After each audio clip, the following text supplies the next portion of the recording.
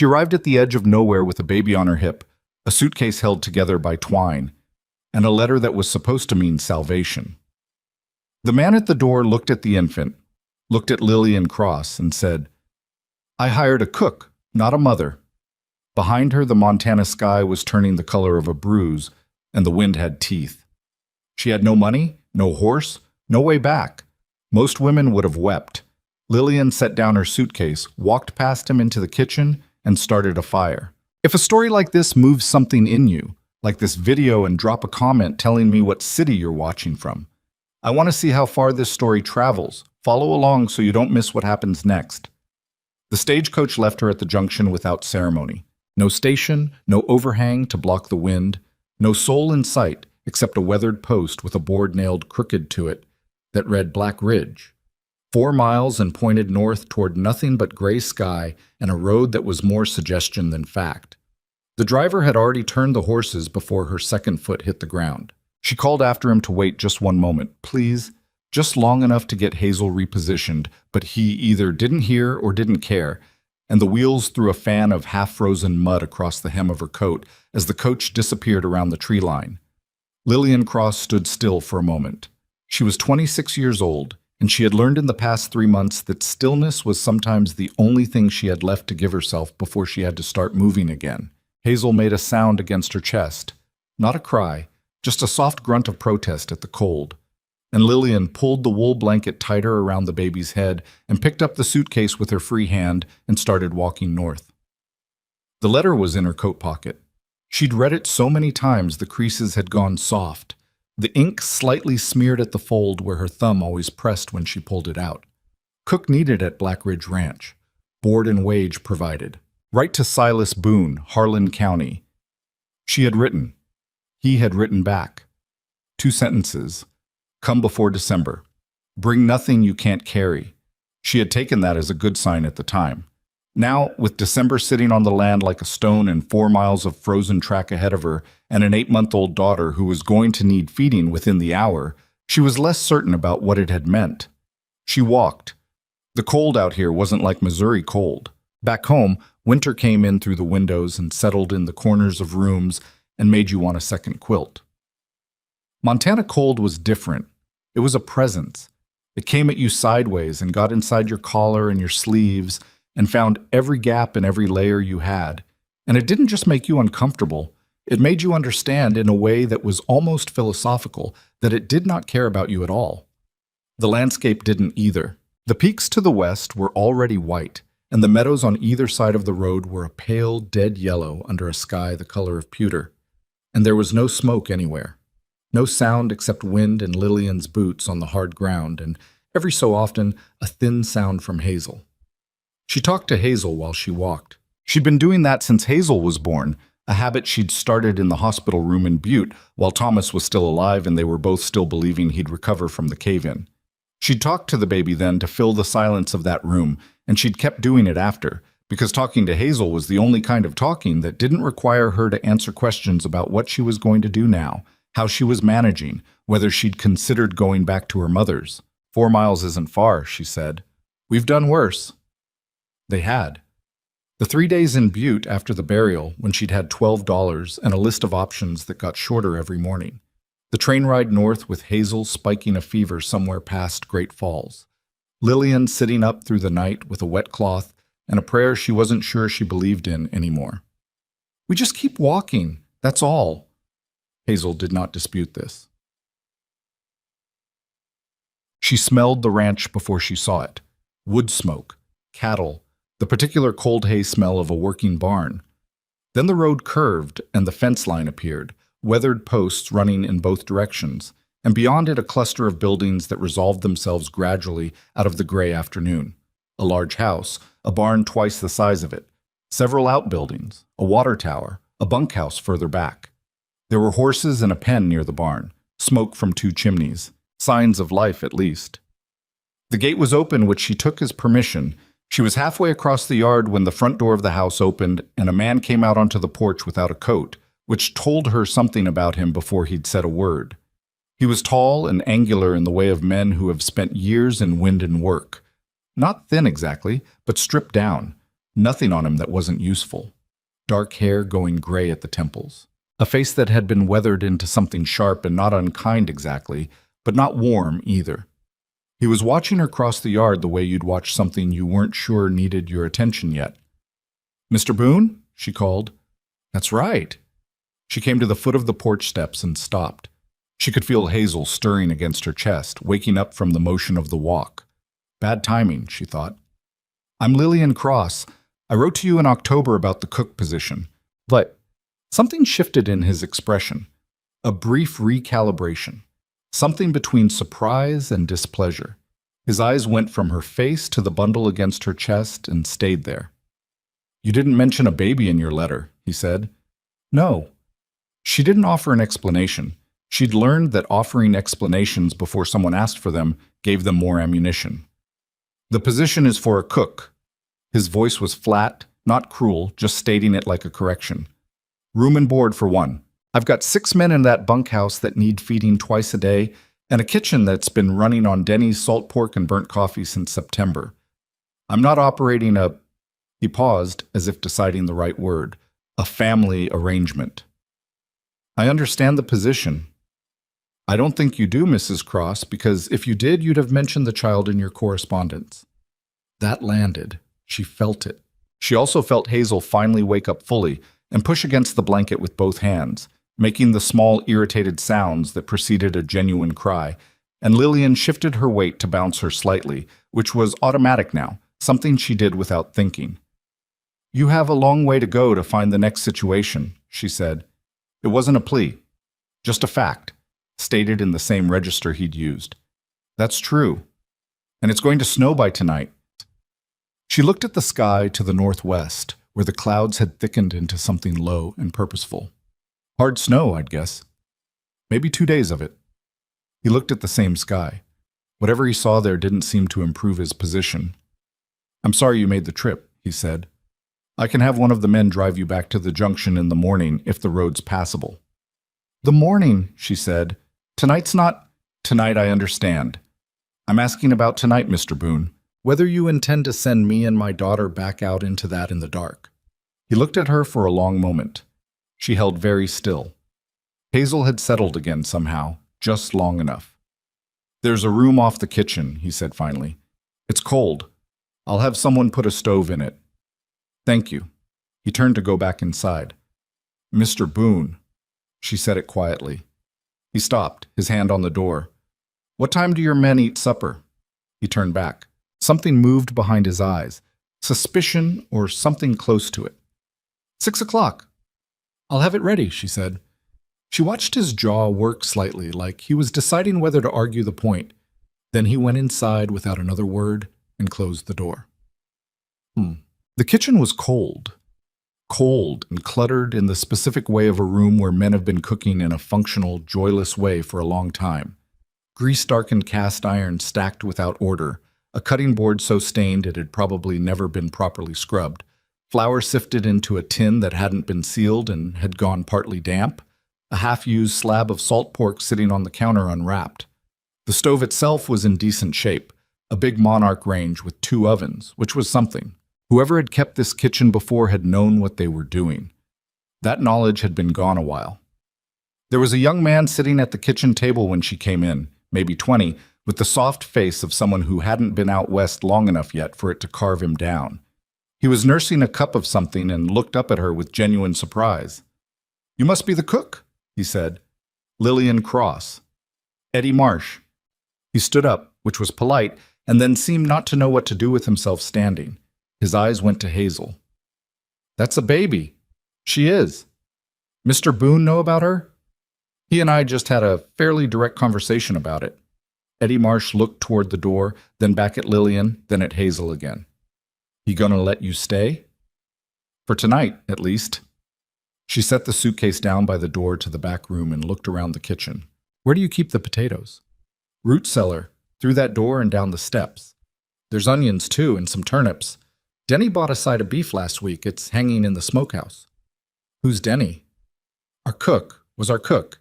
He got a letter from his daughter in Idaho. Her husband had an accident. He left 3 weeks ago. Mr. Boone's been trying to manage since. The men are—" He searched for a diplomatic word and gave up on diplomacy. Unhappy.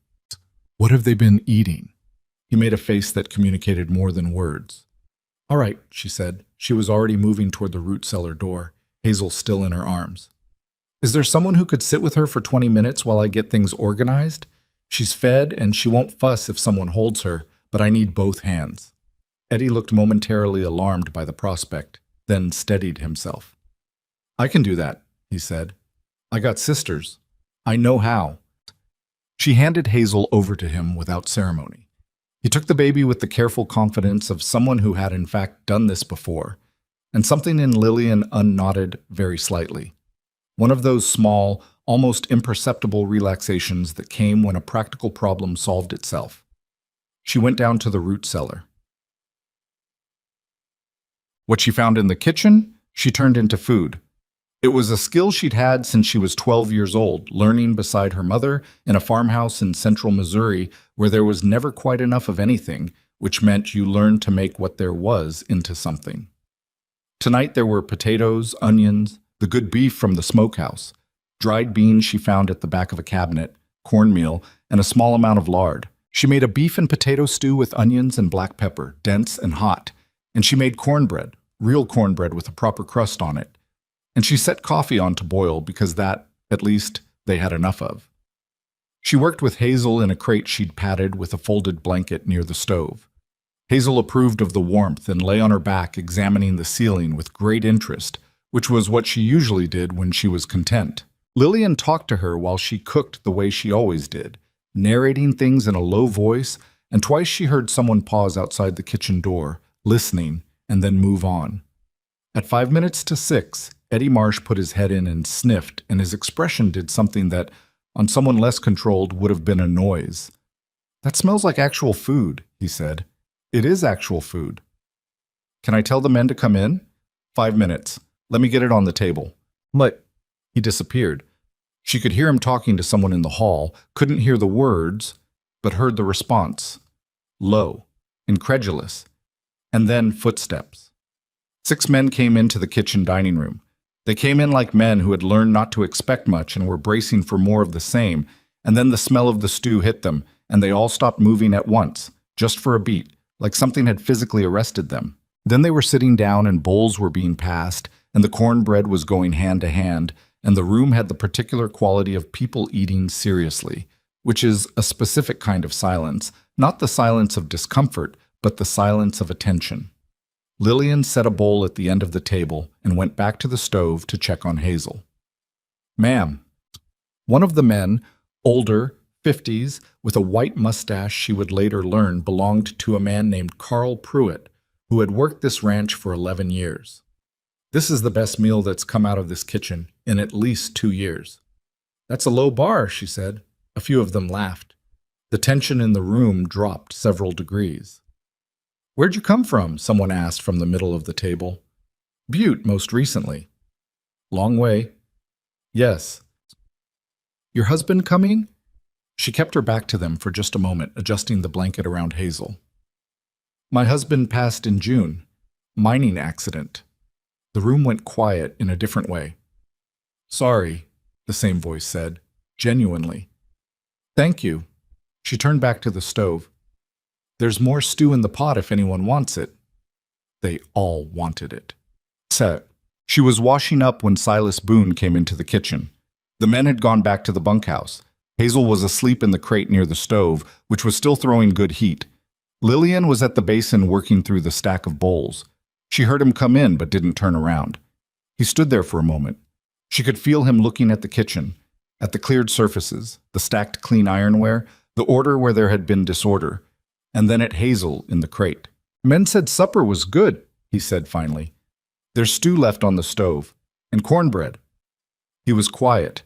She heard him move to the stove, heard the sound of the ladle against the pot. When she finished the last bowl and turned around to dry her hands, he was sitting at the corner of the table with a bowl in front of him, eating. He ate the way men do when they've been making do with bad food for too long. Not fast, but with a concentrated attention that was almost private, like something was happening that he didn't want an audience for. She hung up the dish towel. She picked up Hazel, who made a sleepy protest and then settled against her shoulder, and she carried her toward the back room. "Mrs. Cross." She stopped. She waited. "6 o'clock breakfast," he said. "Same as supper. Men need it hot." She turned around just enough to see him. "I'll have it ready," she said. He didn't look up from the stew. The room's still cold. Eddie was supposed to. "I'll manage." She went into the back room and closed the door. It was cold and dark, and the straw mattress on the narrow cot smelled like dust.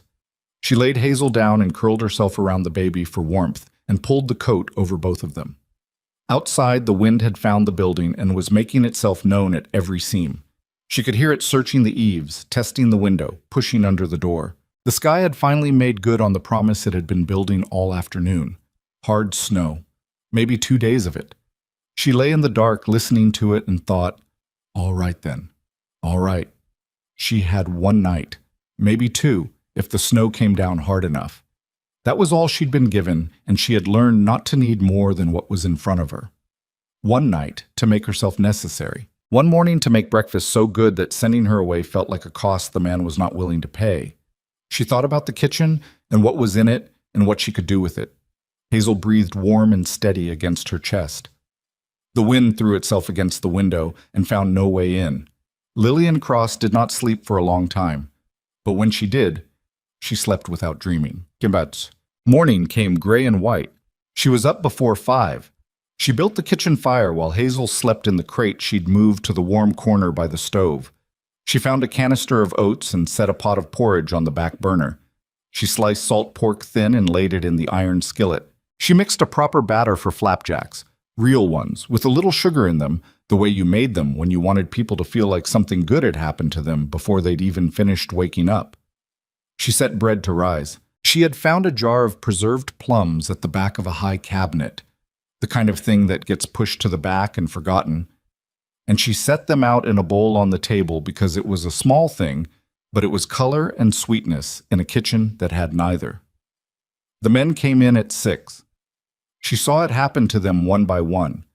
The smell of the food, the sight of the table, the plums. Carl Pruitt stopped cold in the doorway and just looked at the table for a moment before he sat down. Eddie Marsh said something under his breath that she didn't catch. A big man named Hector Torres, who she would learn was the foreman and not given to expressiveness, put his hat on a hook and sat down and poured his own coffee, and then sat there for a moment just holding the cup with both hands, eyes closed. She set the platters out. She poured coffee. She came back to check on Hazel and found that the baby had woken up and was doing what she did in the mornings, which was lying on her back making experimental sounds and waving her arms at the ceiling. "What's her name?" It was Carl, from across the kitchen. "Hazel." "Hazel," he said, tasting it. He had a piece of flapjack on his fork, and he looked at the baby and said, "Morning, Hazel," very seriously, the way some old men will address babies, as if they find them fundamentally reasonable. Hazel made a sound back at him. "Well," said Carl. He ate the flapjack. Silas Boone came into the kitchen at 6:10. Lillian was at the stove. She heard the change in the room when he entered, a slight adjustment in posture from the men, the specific quality of a boss in the room's silence, and she turned and set a plate in front of the empty place at the table head without being asked. He looked at the plate. He looked at the table, the food, the plums, the full coffee cups. She could see him taking it in, calculating something. She went back to the stove. She heard him sit down. Nobody said anything about the previous night's conversation. Nobody said anything about the previous night's conversation because to say anything about it would have required acknowledging that there was a question about whether Lillian was staying, and at 6 o'clock in the morning with flapjacks on the table and coffee in the cups. Nobody in that room wanted to entertain that question. Lillian Cross understood something about men that had taken her time to learn. There were arguments you won with words, and there were arguments you won by making it too inconvenient to win. She made it inconvenient. 3 days passed before Silas Boone said anything direct about the situation. In those 3 days, the snow fell and kept falling, 2 feet of it piling against the north-facing walls and drifting to the windowsills of the outbuildings. Nobody went anywhere. The ranch shut in on itself the way ranches do in a hard Montana winter, the world contracting to the distance between the house and the barn and back, and everything outside that perimeter belonging to a different kind of existence entirely. Lillian cooked. That was what she did. She cooked breakfast and supper, and in between she cleaned the kitchen properly for the first time in what looked like months, scrubbing the boards under the stove, washing the flour canisters, organizing the root cellar inventory so she knew exactly what she had and could plan accordingly. She found a sack of dried apples she turned into a pie. She made soup from the bones of the beef roast and the heel of a turnip and whatever she could find, and it was better soup than most people made from real ingredients. Hazel was, by nature, a reasonably cooperative baby.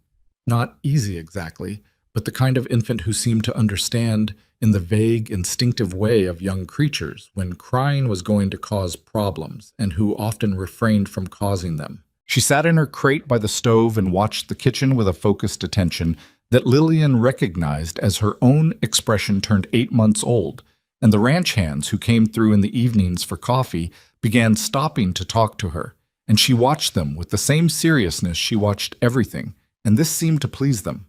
Carl Pruitt took to sitting with her in the afternoons when Lillian was in the root cellar or the smokehouse.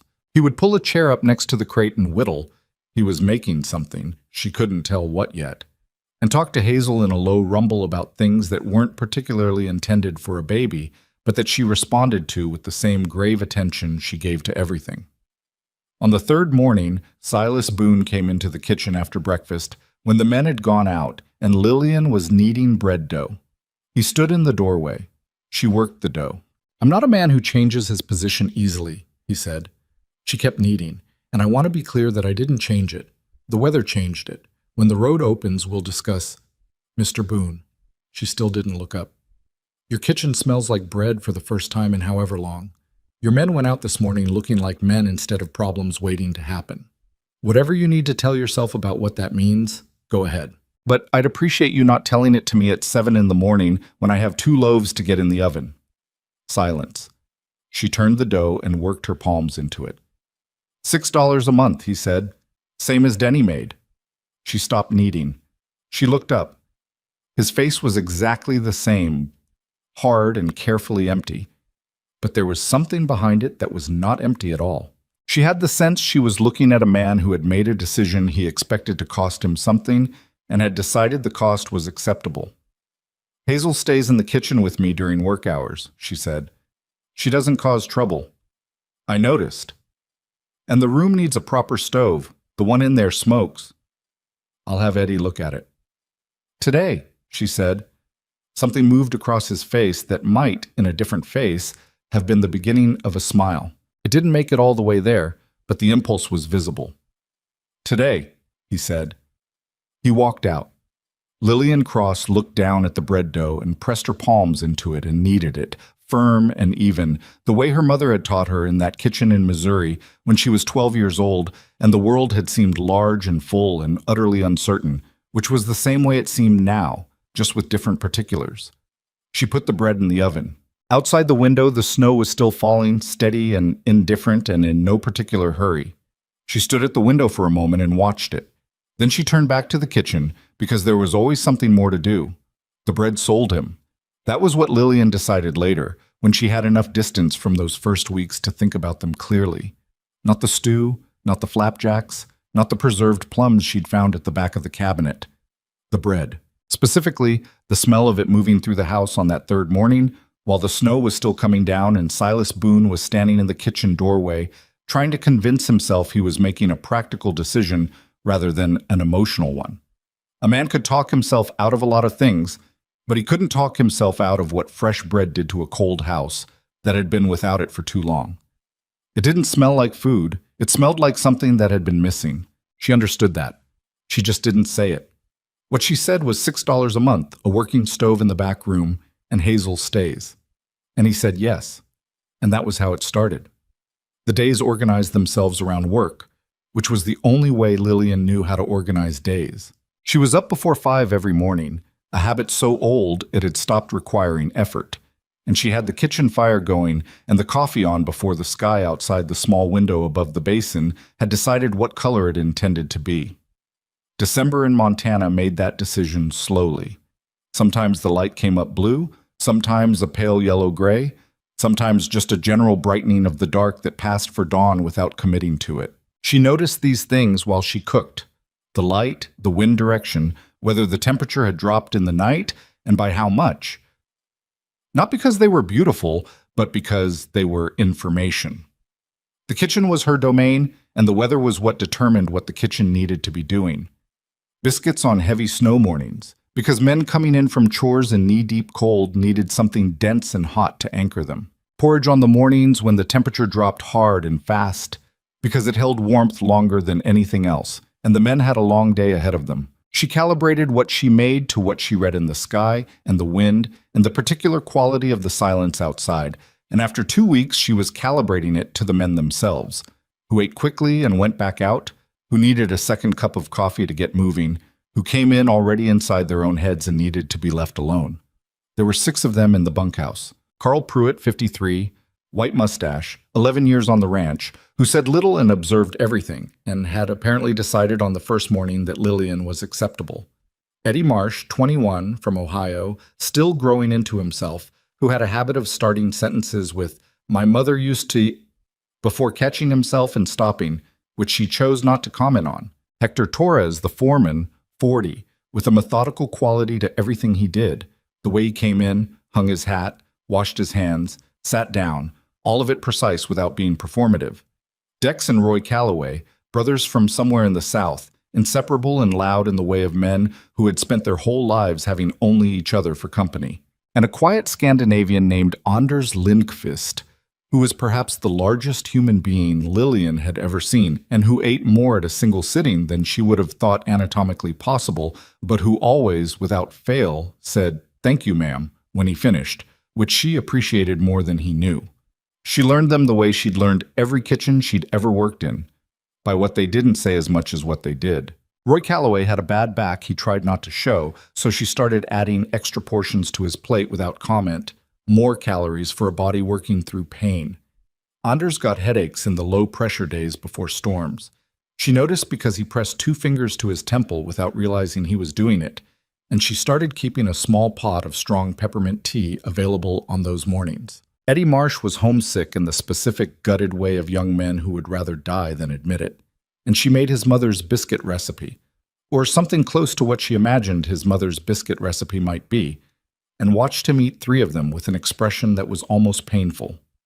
These were small things. She didn't think of them as kindness exactly.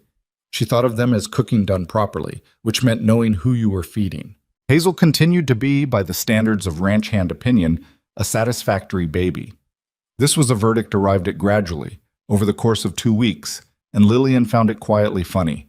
The way the men had moved from tolerating Hazel's presence to actively seeking it out, without any of them appearing to notice the shift. Carl still sat with her in the afternoons, still whittling whatever it was he was whittling. Eddie taught her peekaboo with enormous seriousness, as though it were a skill she needed to master before she could progress.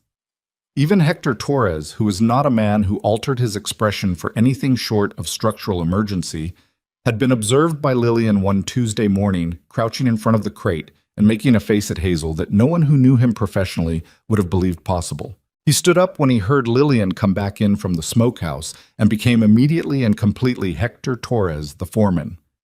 Again. But she had seen it, and she filed it away without comment. What she did not know how to file away yet was Silas Boone. He was at breakfast every morning and supper most evenings, ate what she put in front of him without complaint, said thank you, and left. That was the extent of their interaction for the first 2 weeks, which was not strange. It was a working ranch. He was running it. There was no particular reason for the owner of the establishment to make conversation with the cook beyond the transactional. But she was aware of him in the way you became aware of something that was structurally significant to your situation, the way you were aware of a load-bearing wall. He moved through the house with the particular economy of a man who had lived alone in a space long enough that he and it had reached some wordless agreement about the terms of coexistence. The house was not dirty, but it was not cared for. There was a difference. Things were maintained to the level of function and no further.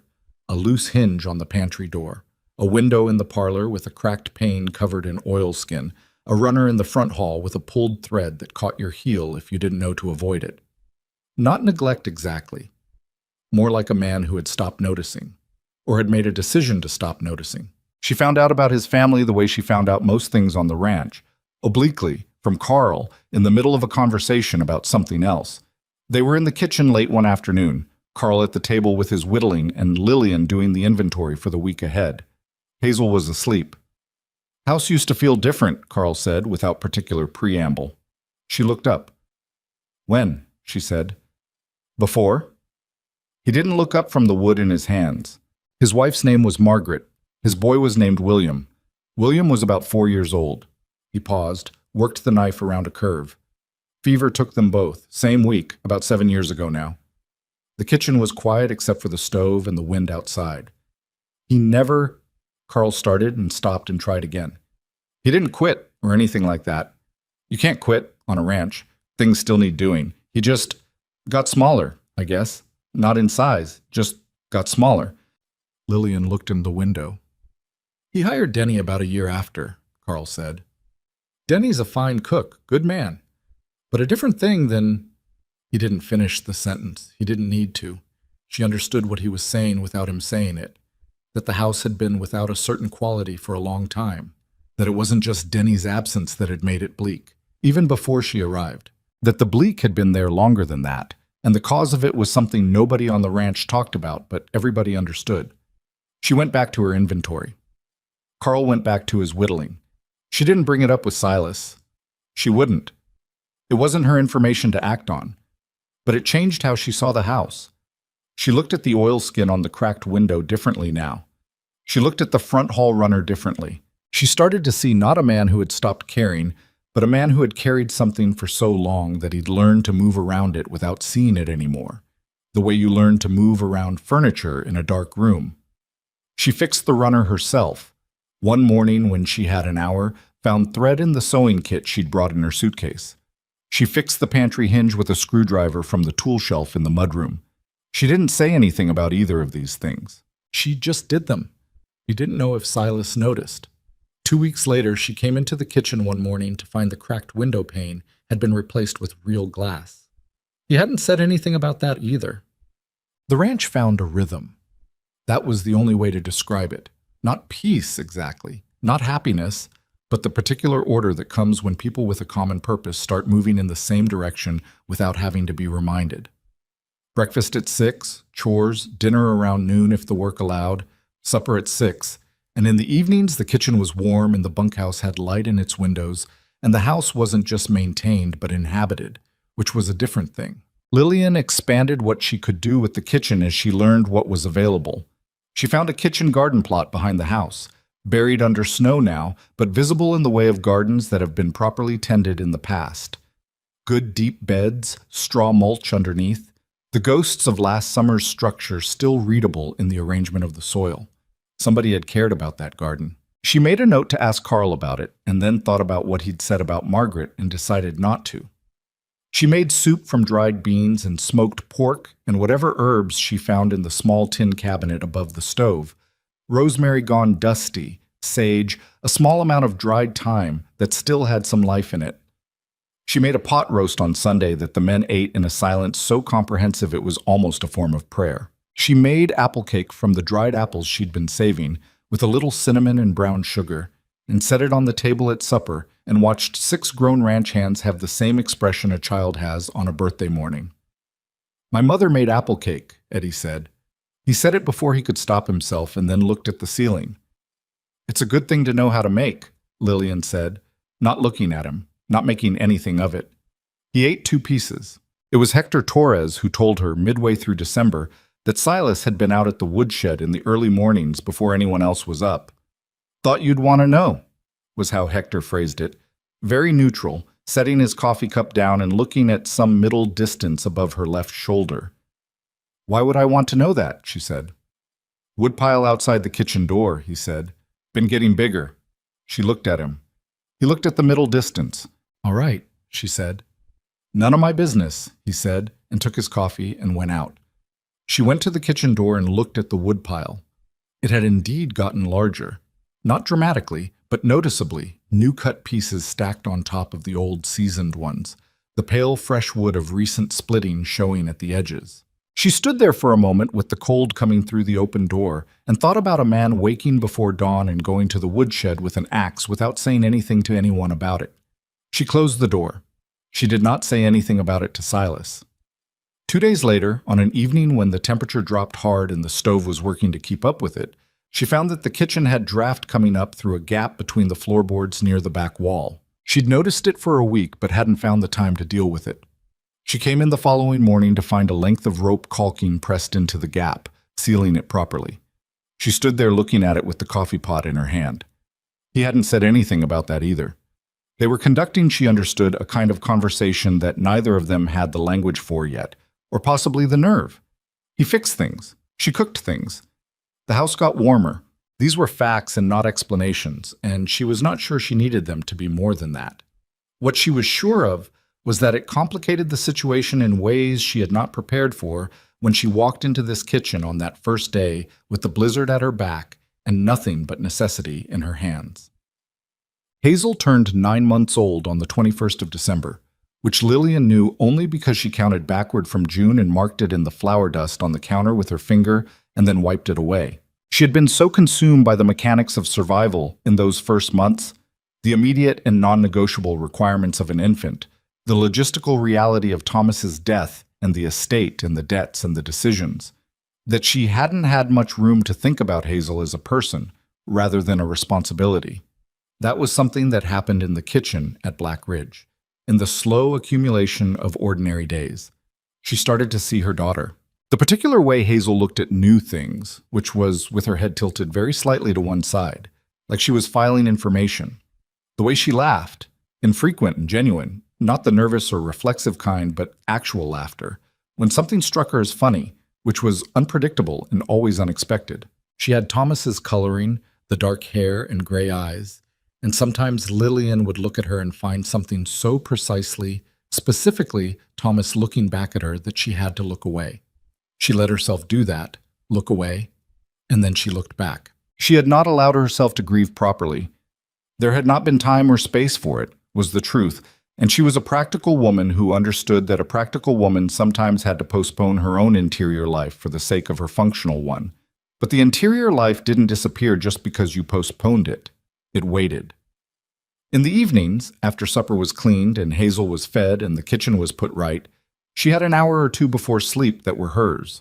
She sat in the chair near the stove with whatever mending needed doing, because idle hands in a cold room were just cold hands, and she let herself think. She thought about Thomas and Missouri and the life that had been going in one direction and then went in another. She thought about Hazel and what she was going to need as she got bigger. She thought occasionally about the garden under the snow outside the kitchen window and what it might look like in April. She was thinking about the garden one evening, the last Thursday of December, the new year still a week away, when Silas Boone came into the kitchen later than usual. She looked up. It was past 8, late for him. He looked tired in a way he didn't usually show, something worn at the edges of his face. "There's stew left," she said. "I know." He came in and sat down at the corner of the table, which was where he always sat, and she ladled stew into a bowl and set it in front of him and went back to her chair and her mending. He ate for a while. She sewed. The stove knocked twice the way it did when it was hitting a good temperature. "Hector says we might have 200 head missing from the north pasture count," he said. "Probably drifted in the last storm. We'll have to push up into the ridge breaks after the new year and see." She didn't know enough about cattle to say anything useful, so she said, "How long would that take?" "Week, maybe? Depends on what we find." "That's a long time in January." "It is." He looked at the bowl. "Can't be helped." She worked the needle through the fabric. "The colt in the south barn," he said, after a moment, "is going to be a problem. He's been off his feed since Tuesday. Eddie said something about that. Eddie worries about things he can't fix." He said it without rancor. "Vet can't get out here until the road's better, so you manage." "That's the job." She looked up at him. He was looking at the bowl, not at her, but the look on his face was the look of a man who is not actually thinking about what he appears to be thinking about. A look she recognized because she'd had it herself. In the evenings in this same kitchen, when she was ostensibly thinking about the garden and actually thinking about Thomas, she almost said something. She didn't know what. Just the impulse was there to say something that acknowledged the actual conversation rather than the pretend one. But she didn't know him well enough, and he didn't know her well enough, and some acknowledgments, made too early, collapsed the distance they were trying to bridge. So she said, "Is there enough salt pork to last through February?" He blinked, came back from wherever he'd been. "Should be. Hector bought a good supply before the first snow." "I'll check what we have," she said. "Make a list of what we need before the next supply run." "All right." He finished the stew. He stood, picked up the bowl, brought it to the basin himself, and she noticed this, the fact that he didn't leave it, and rinsed it the way someone does who has lived alone and had to do for himself for a long time. "Good stew," he said. "It's the same as yesterday's." Yesterday's was good too. He walked to the doorway and stopped there for a moment, his back to her. She went on with the mending. "The garden," he said. "The one at the back." She looked up. "Margaret put it in, the second year we were here." He didn't turn around, so "It's got good soil, deep beds. She took care of it." He stopped. She waited. "The seeds are in the tin box in the pantry," he said.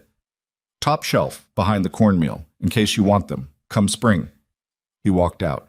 Lillian sat in her chair by the stove for a long time after that, the mending in her lap, the needle motionless.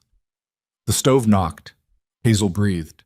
The house settled around them both, slow and quiet, the way houses do when the cold outside is a fact and not a threat. She thought about a tin box on the top shelf of the pantry. She thought about seeds saved from a garden that was 7 years old. She thought about what it meant, that they were still there. In the morning, she got up before 5 and built the fire and made the coffee and started the biscuits. And when the kitchen was warm and smelling of something good, she stood on her toes and found the tin box where he'd said it was and opened it. Inside, small paper envelopes, labeled in handwriting that was not Silas Boone's, organized carefully. Tomatoes, squash, beans, radishes. A small folded paper that said sweet peas in the same handwriting, and beneath that in pencil, the word Margaret's in different script, as if someone had added it after. She closed the tin and put it back. She thought about spring.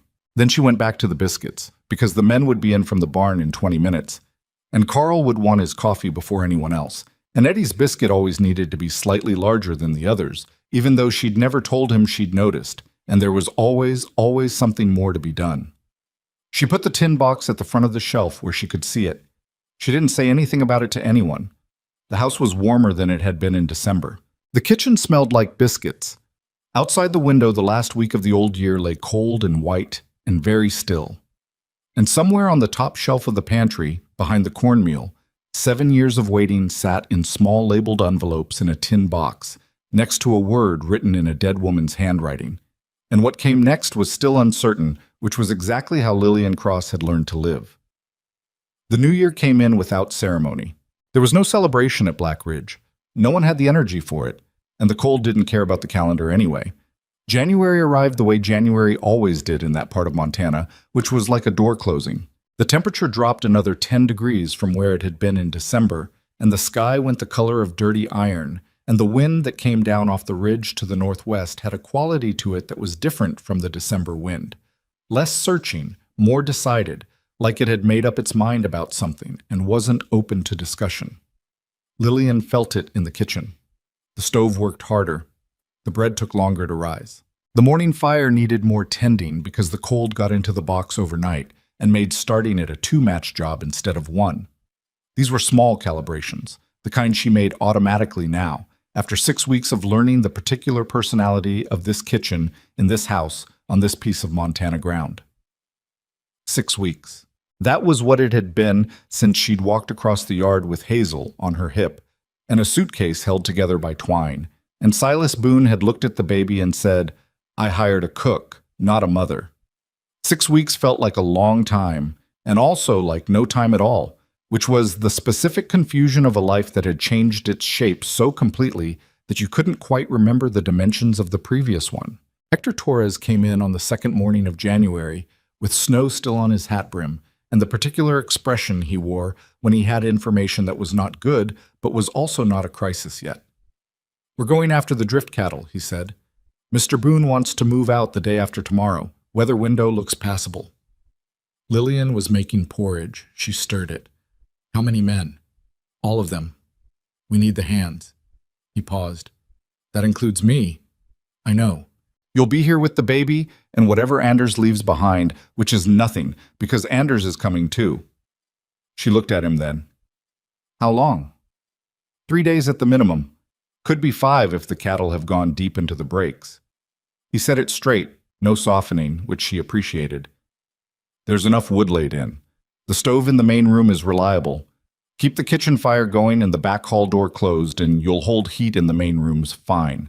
I know how to manage a stove, Hector. I know you do. He took his coffee cup and sat down. Something in his posture said he wasn't finished. There's the colt still. He's eating now, but he's not right. I'll leave you instructions. I've dealt with sick animals before. These are ranch horses. It's different from Hector. She set the spoon down and looked at him. I'm from Missouri. My father had horses. I know the difference between a colt that needs watching and a colt that needs a vet, and I know which one this is. Go find your cattle. He was quiet for a moment. Then he nodded, once the way he nodded when a thing was settled. She went back to the porridge. There's something else, he said. She waited. Mr. Boone doesn't... He stopped, tried again. He's not a man who asks for help easily. If something went wrong out there, he'd manage it himself before he'd send for help. He's always been that way. She understood what he was telling her without him saying it explicitly. She didn't know what to do with it yet, so she filed it. I'll have food ready when you get back, she said. That's what I figured. He finished the coffee, stood, put on his hat. Keep the northwest window shuttered after noon. Wind'll find it. He went out. She stood at the stove and thought about 5 days alone in a house in January in Montana with a 9-month-old and a sick colt and a wind that had made up its mind about something. And she thought, all right then. All right. They left on the 4th of January at first light. 7 men on horses in the kind of cold that made everything quiet, and the horse's breath came in great white plumes, and the sound of the hooves on the frozen ground carried further than it should have. Lillian stood at the kitchen window with Hazel on her hip and watched them go. Silas was at the front. She could identify him at a distance now, the particular way he sat a horse, upright and economical, no wasted motion. He didn't look back. She turned from the window and got to work. The first 2 days were fine, cold but manageable, which was what Montana offered in January as the best-case scenario. She kept the fires and fed the colt. His name, she learned from the notes Hector had left on the kitchen table, was Bishop, which she thought was a peculiar name for a horse, but Hector had not asked her opinion, and she walked the perimeter of the main barn morning and evening, checking the stock, doing what needed to be done. Hazel was cheerful and investigative in the way she had gotten as she approached 10 months, pulling herself up on things and examining them closely before letting go and sitting back down with an expression of scientific satisfaction. Carl had finished his whittling before they left. He'd set the result on the kitchen table without comment the morning they rode out. A small wooden horse, rough in the way of something made by an old man's hands rather than a craftsman's, but identifiable and solid, with 4 legs that were slightly different lengths, so it rocked when you set it on a flat surface. He'd put it on the corner of the table and walked out, and Lillian had picked it up and looked at it and felt something move through her chest that she didn't have a clean name for. She set it in the crate with Hazel. Hazel was extremely interested in it. On the 3rd day, the sky changed. She noticed it mid-morning, the specific way the light went flat, and the wind shifted around to come from the northwest. Not the usual northwest either, but something harder and more deliberate than the January wind she'd gotten used to. The temperature was dropping fast, faster than it had dropped on any day since she'd arrived. She checked the shutters on the northwest window the way Hector had told her. She brought in 3 extra loads of wood and stacked them in the mudroom. She checked the stove in the main room and the one in her back room and the kitchen range and confirmed they were all drawing properly and had enough fuel to go through the night. Then she stood at the kitchen window and looked at the sky and thought about 7 men somewhere in the ridge breaks north of the ranch, and the way the clouds were sitting on the peaks, like something heavy had been set down on them. By noon, the wind was making the house talk, not the ordinary winter wind sounds she'd gotten used to, the creaking of the eaves and the soft percussion of frozen branches, but something that was genuinely trying to get in. She felt it in the floors, a faint vibration. She watched the temperature outside drop through the small thermometer mounted on the porch post, and the needle was moving in a direction and at a pace that made her stop being merely observant and start being actively concerned. She put Hazel in the crate by the stove with the wooden horse and a pot lid, which was Hazel's current favorite object, and she stood in the middle of the kitchen and she thought. They were out there. 3 days minimum, Hector had said. Could be 5. This was day 3, and whatever was coming from the northwest was not a normal January cold front. She had grown up in Missouri, where the weather had opinions but not convictions. This was something else. This was Montana in January deciding to show you what it actually was. She thought about what Hector had told her. He's not a man who asks for help easily. He'd manage it himself before he'd send for help. She thought about the distance between the ridge breaks and the ranch, which she estimated at 12 or 15 miles, across terrain that was going to become very different terrain very quickly once that sky did what she thought it was going to do. She went to the main room and built the fire up past what it needed to be just for the room. She dragged the heavy rug from in front of the hearth and laid down the wool blankets she found in the cedar chest under the window. 4 of them, old but solid. She went to the pantry and pulled out everything that could be made into food quickly. Dried beans, cornmeal, the last of the beef from the smokehouse, onions, potatoes, the smoked pork. She started a pot of beans on the back burner because beans took the longest and she wanted them ready. She put water on to heat.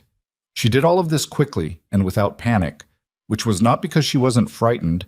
She was, in the specific, practical way of someone who has assessed a situation and found it serious, but because panic is not useful, and she had learned that in June in a hospital room in Butte, and she had not unlearned it since. By mid-afternoon, the blizzard hit. There was no gradual worsening. 1 minute the snow was coming down hard and steady in the way it had been since late morning, and then the wind came up like something thrown, and suddenly the world outside the kitchen window was white. Not snow white, not the ordinary white of a heavy snowfall, just white, total, and complete. A whiteout that erased the barn 30 yards away as completely as if it had never existed. The sound was enormous. She had not understood until that moment that snow could be loud. It came at the house from the northwest in a sustained horizontal force that found every imperfection in the structure and made it audible. The windows flexed, the front door rattled in its frame despite the bar across it. The chimney in the main room howled at a pitch that was almost human. Hazel looked at the ceiling with wide eyes and said something emphatic and wordless. "I know," Lillian said. "Me too." She went back to her work. She made soup from the beef and the bones and the onions and let it go on the front burner while the beans worked on the back. She cut the salt pork into a pan for later. She put bread on to rise, 2 loaves, because men coming in from cold that severe would need every calorie she could give them. She filled every pot and basin she had with water from the pump before the cold could freeze the line, setting them near the stove. She found the medical kit in the mudroom, a battered tin box with bandaging and iodine, and a bottle of something the label identified as a liniment for deep cold exposure, and she read the label and set it on the kitchen shelf where she could find it. She did all of this. And between tasks, she checked on Hazel, and between checks on Hazel, she stood at the kitchen window and looked at the white nothing outside and could not see the barn at all. She did not allow herself to think about 12 or 15 miles of that. She did not allow herself to think about a man who would manage it himself before he'd ask for help. She put more wood in the stove and made sure the draft was set right and went back to the soup. Night came early. In January, the dark came down by 5 in the afternoon anyway, and on a blizzard day it came down earlier than that, the light just giving up and going somewhere else. She lit every lamp she had, and she kept the fires high in both the kitchen and the main room, and she put Hazel to bed in the back room with extra blankets, and she sat in the kitchen with the pot of soup on the low burner, keeping warm, and she waited. She had not felt this particular quality of alone since the hospital in Butte. She worked on the mending she always kept near the chair, and she watched the window, and she listened to the storm. It was not consistent.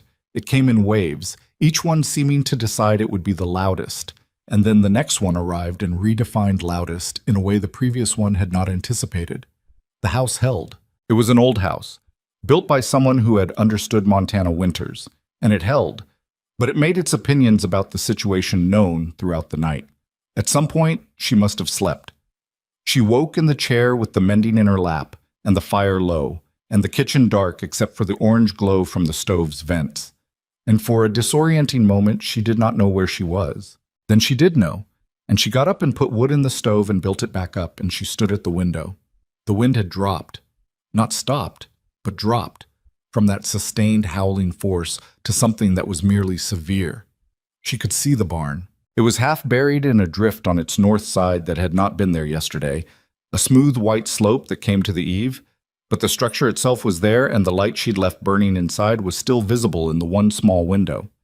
She checked the clock, past 4 in the morning. She started the fire higher and put the soup back on the front burner to heat properly, and she started fresh biscuits because the bread from yesterday was for eating now, and she needed something for coming in cold with, something fast and hot. She put the coffee on. She got the medical kit from the shelf and set it open on the counter where she could reach it without looking. She put the wool blankets from the main room near the kitchen stove to warm them.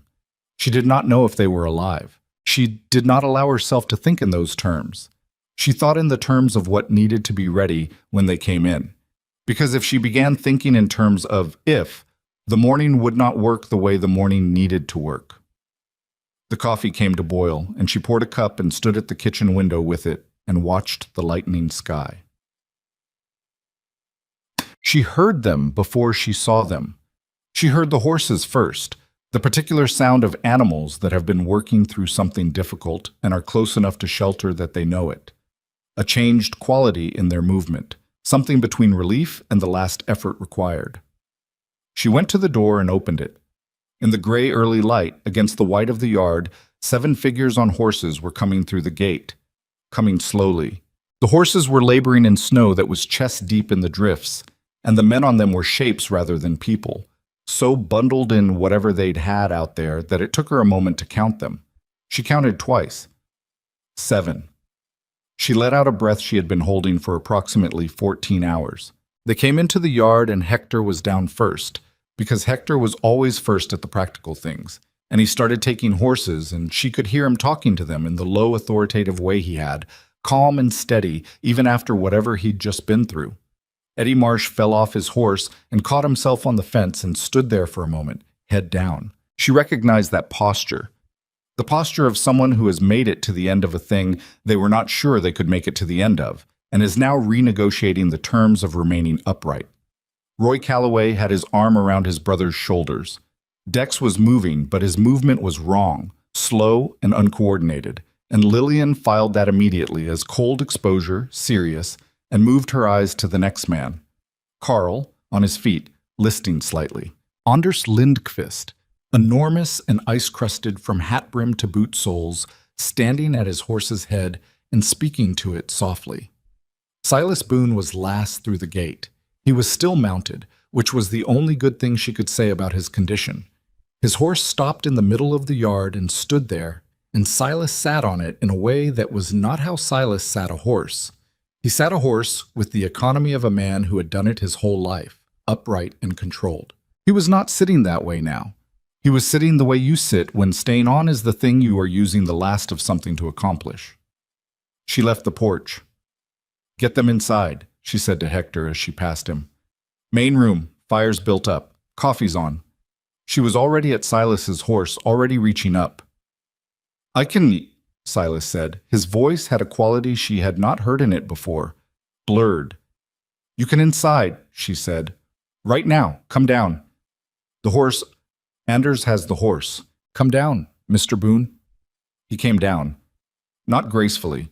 He got one foot out of the stirrup and leaned toward her, and she got her shoulder under his arm and took more of his weight than she expected. He was heavy in the way of a large man whose body had stopped cooperating, and she set her feet and held him. "All right," she said, low. "Walk." He walked. She walked with him, his arm over her shoulder, across the yard and up the porch steps and through the door. She put him in the chair nearest the kitchen stove, which was the hottest room. The other men had come in behind them, Hector herding them efficiently through the main room, getting them out of their outer layers, getting them near the fire. But Silas was in the kitchen, and Lillian was focused entirely on that. His hands were the first concern. She peeled the gloves off, stiff, ice-stiffened, and looked at the fingers, white at the tips of the right hand, less so on the left. Not black, which was the thing she was checking for. She put his hands between both of hers and held them. "That's going to hurt," she said. "I know," he said. His voice was still blurred, but more present than it had been outside. "Good," she said. "Hurting is good right now." He made a sound that might have been something wry, hard to tell. She worked the blood back into his fingers slowly, the way you did it, not rubbing. Rubbing was the wrong instinct. Just holding, warming them gradually. He sat still and let her. That in itself told her more about how the last 24 hours had been than anything he could have said. "The cattle?" she asked, partly to give him something to focus on, partly because she actually wanted to know. "Found most of them, 160 maybe. The rest are—" He stopped, took a breath. "Gone. Can't be helped." "No?" "We got down to the Halstead Creek shelter about noon yesterday, when it really came in." His voice was steadying, the sentences getting more coherent as the warmth got into him. Hector had the sense to call it, "Early enough we made it before the worst of it. Spent the night in the creek shelter. 12 hours in a line shack." "It's been worse." "I believe you." She moved to the other hand, checked the left fingers. "Better." Dex Calloway. His movement when he came in, he was the last one into the shelter, got turned around in the whiteout for about 20 minutes before Roy found him. Silas's voice tightened slightly at that. "He's going to be fine. He'd better be fine." "He will be. Get his core temperature up, get hot food into him. He'll be fine." She said it with the certainty of someone who intended it to be true. "The liniment on the counter is for the hands. I'll do them properly once yours are—" "Lillian?" He said her name. He had not, she realized, said her name before. It was always Mrs. Cross. The use of her given name stopped her for just a second. "The men first. My hands are fine." She looked at him. His color was coming back, the gray receding. His eyes were more present now, more like themselves. That watchful, calibrated quality he had, taking everything in. "Your hands first," she said, "because you can't help them if yours aren't working, and because you're the one I'm looking at right now." He held her gaze for a moment, then he looked at the stove. "All right," he said. She went back to work. Bong. The next hour was the kind of hour that existed only in very specific circumstances. The hour after a thing has almost gone badly, and you are handling the business of that. She moved between the kitchen and the main room, soup and coffee and biscuits going out, wet layers coming off, blankets going around shoulders. Hector, who had apparently been through things like this before, and had the constitution of a geological formation, was managing the men with the same methodical quiet he brought to everything. Carl sat in front of the main room fire with both hands wrapped around a coffee cup and his eyes closed, and she could see his color coming back slowly. Dex Calloway was on the settle near the fire with his boots off, and Roy next to him, and Lillian checked Dex's feet with the same attention she'd given Silas's hands and found what she needed to find. Pain, which meant feeling, which meant he was all right. "Ow," said Dex. "Good," she said. "That doesn't seem right," he said. "Trust me." She went back to the kitchen. Silas was still in the chair by the stove. He had a bowl of soup in his hands now, both hands, and he was eating it the way he'd eaten that first bowl of stew on the first night she'd stayed, with that private, concentrated attention. He looked up when she came in. "The men?" he said. "All right, Dex needs to stay off those feet for the day. Keep them warm. Carl needs sleep. Eddie's already—" She glanced toward the hall, where a faint sound suggested Eddie Marsh had found somewhere horizontal. "He's managed." Silas let out a breath. Something in him settled visibly, a weight set down. "You were ready," he said. "I had time to prepare." Not everyone would have.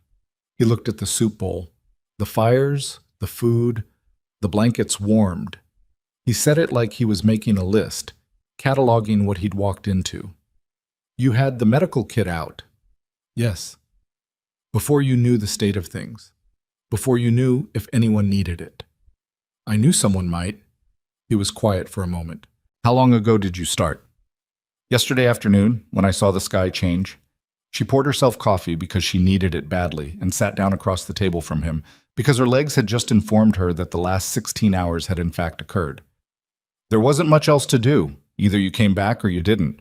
I couldn't change that. I could change what you came back to. He looked at her across the table. The kitchen was warm, genuinely warm, the stove doing what she'd asked it to do all night. And outside the window, the storm had moved south, and the sky was the particular pale, clear blue of a Montana morning after a hard weather, and the sun was coming up on all that snow and making it hurt to look at. "Thank you," he said. She wrapped both hands around her coffee cup. "You're welcome." It wasn't enough, what he'd said, and they both knew it. It wasn't enough, because thank you was the word you used for ordinary things. And what had passed in this house in the last 16 hours was not ordinary. But neither of them had the language yet for what it actually was, so thank you was what they had, and it sat on the table between them like something that would have to do. "My wife used to do that," he said. He said it quietly, not looking at the table or the stove or her, looking at some point between all of those things. Look at the sky and know. She'd start preparing for weather a day ahead, sometimes two. I always thought she was being... He stopped. I didn't always appreciate it the way I should have. The kitchen held that. Lillian didn't say anything. She understood that he wasn't talking to her exactly. He was talking out loud about something he had carried in silence for a long time. And that was a different thing, and required a different response, which was not a response at all, but just the willingness to be present while it was said. "She sounds like she was practical," Lillian said finally, carefully. "She was." He looked at the soup bowl. "She was a lot of things." "I know." She said it simply. "Carl told me. A little. I hope it's fine." He said it quickly, and then more slowly, as if reconsidering the word. "It's fine. People talk." He was quiet for a moment. "She'd have liked you." That landed unexpectedly. She felt it hit somewhere in her chest, not unpleasantly, just the landing of something true, said plainly. "I think I'd have liked her," she said. "Given the garden." His face changed slightly. The first genuine thing she'd seen on it that wasn't controlled, a movement at the corner of his mouth that was grief and something else.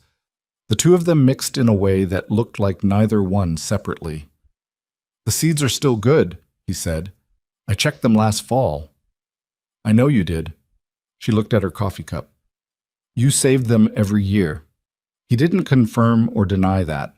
He looked at the window, at the blue sky and the white ground, and she looked at her coffee, and the stove made the sound it made when it was hitting its best temperature.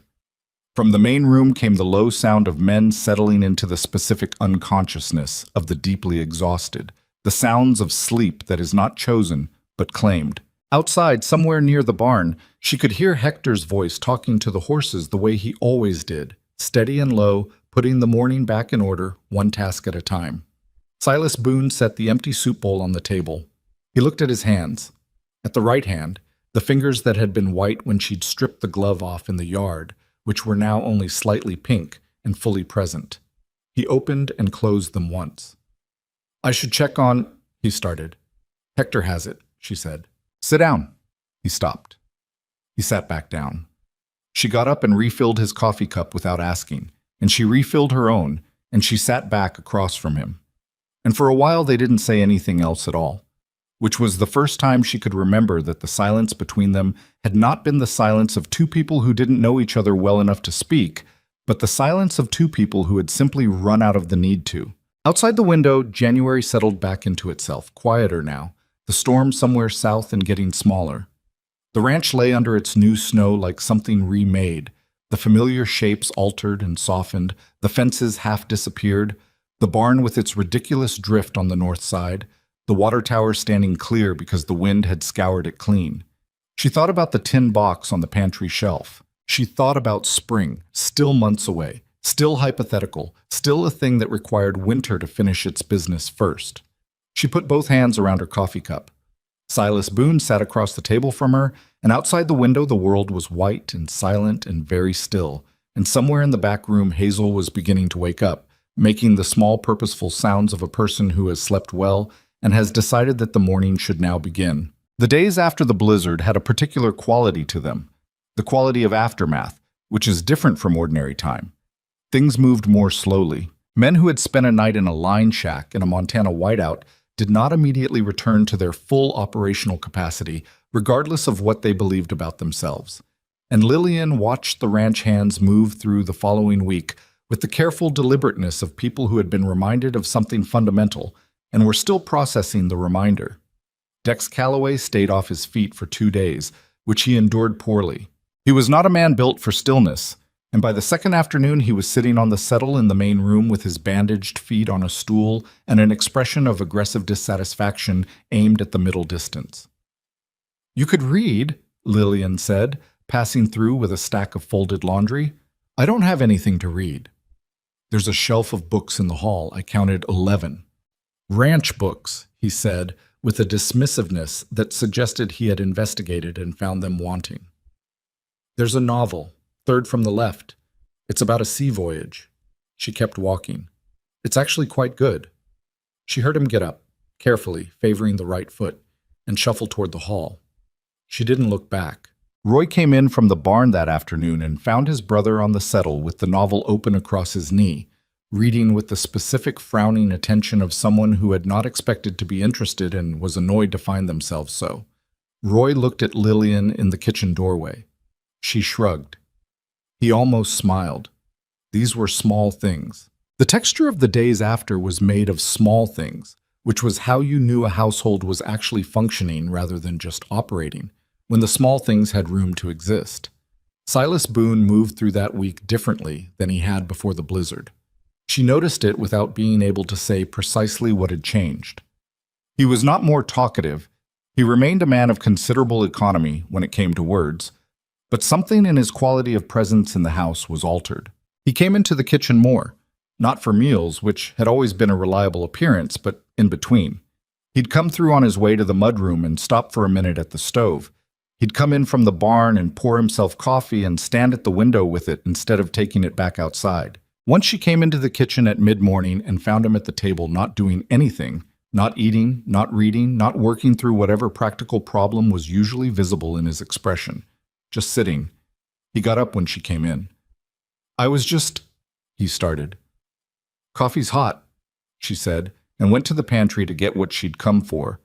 And when she came back, he was gone. She didn't remark on it.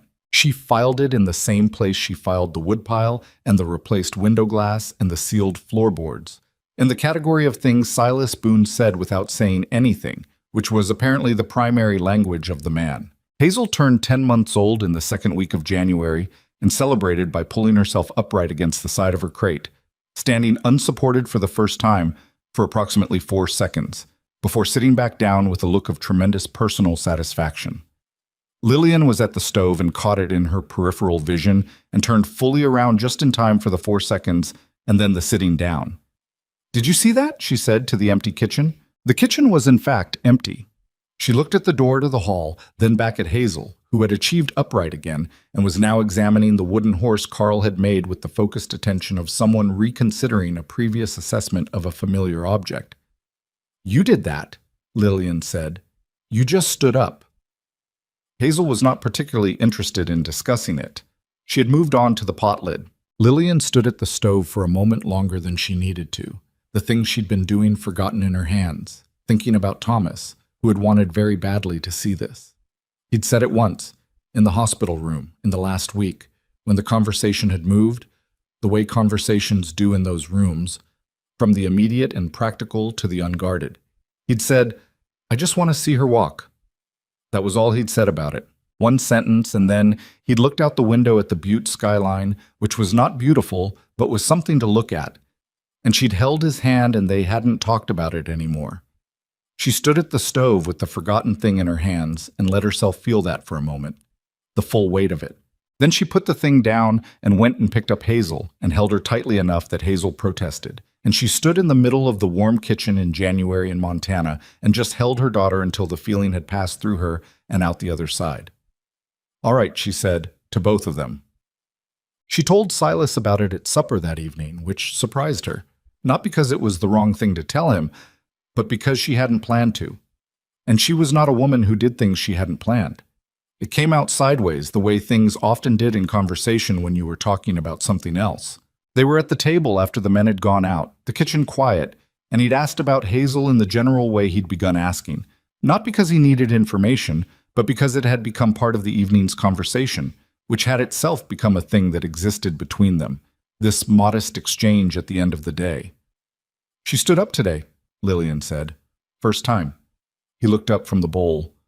"Holding on to the crate side," she said. 4 seconds, maybe. "That's early, isn't it?" "A little. Some babies do it at 10 months. She moved the spoon in the bowl without eating. Her father wanted to see her walk. He said so specifically, in the hospital. She hadn't intended to say that part. She looked at the table. "I don't know why I'm telling you that." He was quiet for a moment.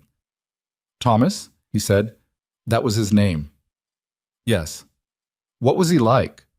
She looked up. Nobody had asked her that. In all the months since June, nobody, not her mother, not the women from the miner's aid who had come with casseroles, not the lawyer who'd handled the estate, had asked her what Thomas was like. They had asked how she was managing and whether she had family nearby and what her plans were, but no one had asked what he was like, as if he were a person worth knowing about. She found she had to think about how to answer, not because she didn't know, but because the question had so many possible entries. "Stubborn," she said, "about the wrong things and not about the right ones. He could argue about the best road into town for 20 minutes and then turn around and decide in 30 seconds to take a job in a mine he'd never worked in before in a town he'd never been to." She paused. "He was funny, genuinely funny, not the kind that's trying. He could make me laugh in the middle of an argument, which I resented." She looked at the bowl. "He was good with his hands, good with people, bad with money, not reckless, just optimistic, which amounts to the same thing." Silas was listening in the way he listened to everything, fully, without rushing it. "He loved Hazel from the first minute," she said. "He was terrified of her for the first 3 days, and then he just decided she was the best thing that had ever happened. He was like that. Made up his mind about things, and then that was it." She stopped. Her voice had gone somewhere she hadn't intended to take it. She steadied it. "He was 31 years old. He'd been in that mine for 4 months. "I'm sorry," Silas said. "I know." She meant it. She could tell from the way he said it that he meant it too, not as a social response, but as a statement from someone who understood loss as a specific and not a general condition. She looked at him across the table. The lamp between them was the same lamp it always was, the same table, the same kitchen, but something in the quality of the moment was different from all the previous evenings. More exposed, maybe. Like the weather after the blizzard, when the snow had taken everything extra away and left the landscape in an unfamiliar clarity. "Tell me about Margaret," she said. She said it simply, without apology. She could see the word land on him. Not badly, but with weight. He looked at the table for a long moment. "She was from Virginia," he said. "Came out here with her family when she was 16. They had a place about 40 miles east of here that didn't make it past the second winter. Her father went back east." "She didn't." He paused. "I met her at a supply run in Harlan. She was trying to convince the supply man he'd shorted her on flour, and she was right, and she was not going to let it go until he acknowledged it." Something moved across his face. "I thought that was about the finest thing I'd ever seen." Lillian didn't say anything. "She was better at this than I am," he said. The gesture he made with his hand was small but encompassing. The house, the ranch, all of it. At the human parts of it. "I can run the land. I understand the land." She understood the people. The men respected her differently than they respected me, because she paid attention to them in a way I don't always think to. He stopped. "When she died, the ranch kept running. Everything kept running. That's the thing about necessary work. It requires you whether you're ready or not." He looked at the window. "But it was different. The house was different." "I know what you mean," Lillian said. "I think you might." They sat with that for a moment. "William was 4, he said. He used to come into the kitchen in the mornings and pull on Hector's trouser leg because Hector was tallest and therefore the most interesting to small people, apparently." His voice was completely level, the way voices are when they are being held level by a significant effort. "He'd been doing it for about a year. Hector never said anything about it. He'd just look down and then go back to his coffee." He stopped. Hector used to come to the kitchen anyway, at the same time, for a while. Lillian thought about Hector Torres, crouching in front of Hazel's crate, making a face at a baby before quickly becoming Hector Torres, the foreman again. She didn't say that. She just sat with what Silas had said. I didn't leave the ranch for about a year, he said. Didn't see the point of going anywhere. Work is work, it's the same everywhere, but here at least I knew exactly what every acre looked like and what it needed. It's a manageable thing, when other things aren't manageable. He looked at his hands. I think I've been doing that ever since, making manageable things. Like the woodpile, she said. He looked up. Like fixing the window, she said. The pantry hinge. The floorboards in the kitchen. He didn't confirm or deny any of it. He just looked at her in a way that was neither defensive nor vulnerable, but simply direct. The look of someone who has been seen accurately and is deciding what to do with that. You saved the seeds, she said. Yes. Every year. Yes. The kitchen held that. I don't think that's a manageable thing, she said carefully. I think that's something else. He looked at the table for a long time. No, he said finally. I suppose it isn't. February came in without the violence of January and settled into a cold that was comprehensive rather than aggressive. The kind of cold that wasn't trying to prove anything, just existing, a fact of the season like the short days and the early dark.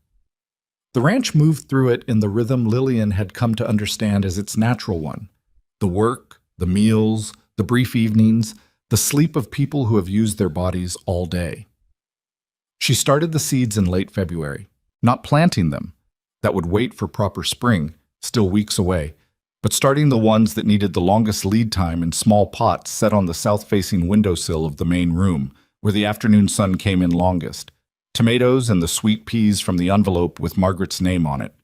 She did it on a Sunday morning when the house was quiet and the men were in the bunkhouse and Silas was out doing whatever Silas did in the mornings that he never fully explained. She set the pots in the window and stood back and looked at them. 12 small clay pots in a row on the sill, filled with the good dark soil she'd found in the garden beds, and she thought about the woman who had labeled those envelopes. The careful handwriting. The word Margaret's added by someone else after, so no one would forget. She heard the front door, and then Silas in the hall, and then he stopped. She turned around. He was standing in the doorway of the main room looking at the windowsill. His coat was still on. He hadn't moved past the threshold. She waited.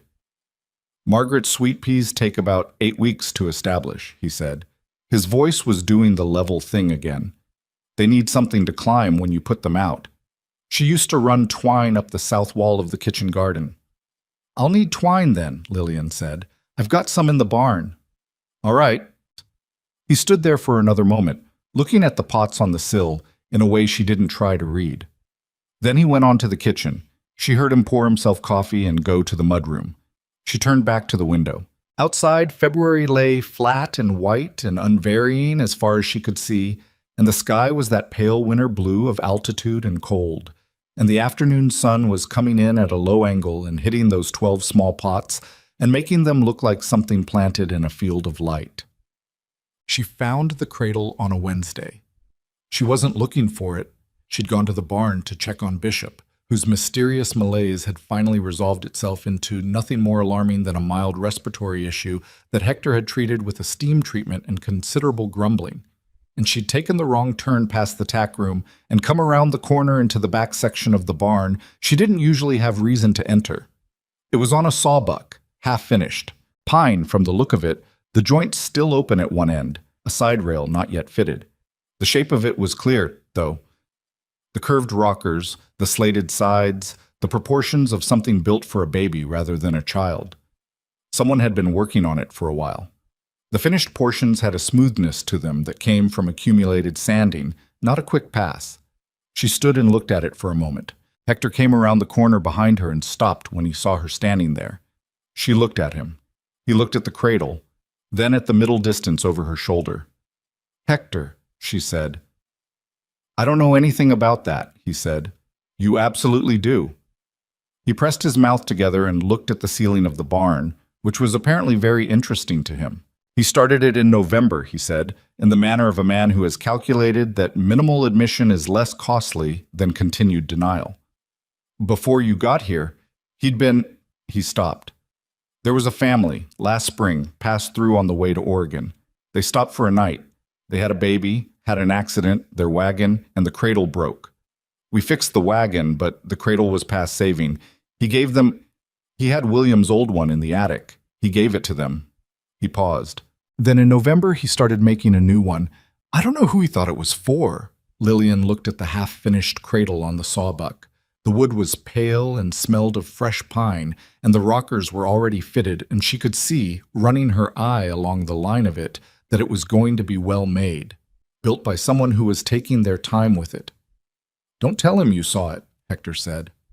I won't, she said. She went to check on Bishop, who was fine, and she came back to the kitchen and she made supper, and she did not say anything to Silas Boone about what she had seen in the back of the barn. And she also did not say anything about the fact that she stood at the kitchen window for a long time after supper, looking at nothing in particular, thinking about a man who started building a cradle in November for a baby he didn't yet know was coming. Oh, the hardest conversation happened at the end of February, on an evening that had started ordinarily and then quietly become something else. She had been on her feet since before 5, and the day had been the particular kind of exhausting that accumulated from many small things rather than one large one. And by the time supper was done and Hazel was put down and the kitchen was clean, she was the specific tired that lived behind the eyes and made everything feel slightly further away than it was. She was sitting in her chair by the stove with the mending she no longer had the energy to actually do when Silas came in. He sat down across the table without asking, which he had stopped doing weeks ago. Asking. He just sat down now, the way people do in a room they've stopped treating as someone else's. You had a hard day, he said. Not a question. I'm fine. I didn't say you weren't. I said you had a hard day. She looked at him. He was looking at her with the direct attention he usually reserved for things that required assessment. It occurred to her that he was assessing her right now, and that he had been for a while, and that he was not the kind of man who assessed things without having a reason. I'm tired, she said. That's all. All right. He didn't go anywhere. He poured himself coffee and set the pot where she could reach it. She picked it up and poured her own. I've been thinking, he said. She waited. About the spring drive. He looked at the cup. We pushed the herd south in April. 3 weeks, maybe 4. Hector runs it mostly. I go along because he stopped, reformulated. I've always gone along because there wasn't a reason to stay. She was still. This year there's a reason, he said. The kitchen was very quiet. I'm not saying that clearly, he said. You're saying it clearly enough, she said. He looked at her. She looked at him. The lamp between them was doing what lamps do, which is throw light on whatever is closest and leave everything else in relative shadow, and what was closest was both of them, and neither of them looked away. I don't know how to do this, he said. It cost him something to say it. She could see that plainly. I did it once, and I knew how because I was 28 years old, and I thought not knowing how to do something was a reason to try it rather than a reason to stop. Now I'm older and I know what it costs. He paused. I know what it costs when it goes wrong. So do I, she said. I know you do. He set the cup down. That's why I'm saying it to you instead of someone who doesn't. She thought about Thomas in the hospital room saying, I just want to see her walk. She thought about a tin box with seed envelopes organized in someone else's handwriting. She thought about a half-finished cradle in the back of the barn, pale pine, smelling of fresh wood. I'm afraid of it, she said, plainly. Not ashamed of it, just stating it. Yes, he said. Me too. That's not... She stopped. That's not a good reason not to do things. I know that. I've done a lot of things I was afraid of. I got on a stagecoach to nowhere with a baby in my arms, and a letter I'd read so many times the paper was going soft. I was afraid of that. She looked at the cup. But this is different. How? She thought about it honestly, because if that went wrong, it was my problem. Mine and Hazel's. She glanced toward the back room. This is other people's lives. Yours, your men, the ranch. She paused. You've built this, all of it, for 20 years or whatever it's been. I don't want to be a... She searched for the word. A disruption to that. He was quiet for a moment. You've been here since December, he said. Yes. What's been disrupted? She opened her mouth and closed it. The only thing that's been disrupted, he said, is the particular way I'd organize things so that nothing could go wrong, which is another way of saying nothing could matter. I was very good at it. He looked at the table. I was also lonely. I've been lonely for 7 years and I got used to it because you can get used to anything if you don't give yourself a choice. He looked up at her. You gave me a choice, just by being here. That's not a disruption. That's the opposite of one. Lillian Cross sat in her chair by the stove and looked at Silas Boone across a kitchen table in Montana in February and felt the full, complicated weight of a life that had broken and was considering whether to try to make something new from the pieces. It didn't feel like a fairy story. It felt like something more honest than that. Two people who had both lost something irreplaceable and who were sitting in a warm kitchen at the end of a hard day, talking about whether loss was a thing you carried forever alone or a thing you could eventually set down in the presence of another person without it meaning you had forgotten what you lost. I'm not the same as I was before Thomas, she said. I want to be clear about that. I'm not starting from where I started. I come with... She gestured, a small, frustrated movement that tried to encompass everything. All of this. So do I, he said. So does everyone who's gotten somewhere worth starting from. She looked at him for a long time. The spring drive, she said. April, he said. 3 weeks, maybe 4. You said there wasn't a reason to stay before. That's right. And now there is. That's what I said. She wrapped both hands around the coffee cup. It was almost cold. She drank it anyway. Silas, she said. It was the first time she had used his name without the mister. She saw him register it. Ask me something directly. I'm tired and I don't want to work for the question. He was quiet for a moment. She could see him deciding, in that way he had, measuring the cost of a thing against the cost of not doing it. Will you still be here when I get back? He said. From the drive. Is this... He paused. Is this where you're staying? It was not the most elegant question she had ever been asked. It was also one of the most honest, and she valued honest over elegant on account of having learned the difference between the two. She thought about the seeds in the window, the sweet peas with the name on the envelope, the garden under the snow with its deep beds and its careful structure, waiting for April the way things waited in winter. Not passively, but with the stored energy of things that intended to grow. The sweet peas need planting in April, she said. He looked at her. Someone needs to put up the twine on the south wall of the kitchen garden, she said, for them to climb. Something happened in his face. Not a smile exactly. He was not a man who smiled easily, and she had not in 3 months seen him do it fully, but the precursor to one. Something that changed the lines around his eyes and the set of his mouth into something she hadn't seen there before. I'll put the twine up before I leave, he said. See that you do, she said. They sat in the kitchen a little while longer, not talking much, the stove doing its work, and the house settled around them in the particular quiet of a Montana night. And outside the window, February was still February, still cold, still white, still the long middle of a season that had further to go before it was done. But the pots on the south sill of the main room had the smallest imaginable green at the soil line. She'd checked that morning, said nothing about it. And the days were getting marginally longer in the way of late February, and somewhere in the back of the barn a cradle sat half-finished on a sawbuck, waiting for someone to finish it. When Silas finally got up to go, he stopped in the doorway. Lillian, he said. She looked up. He stood there for a moment like he had more to say, and was deciding if it needed saying tonight or if tonight had already held enough. Good night, he said. Good night, she said. He went down the hall.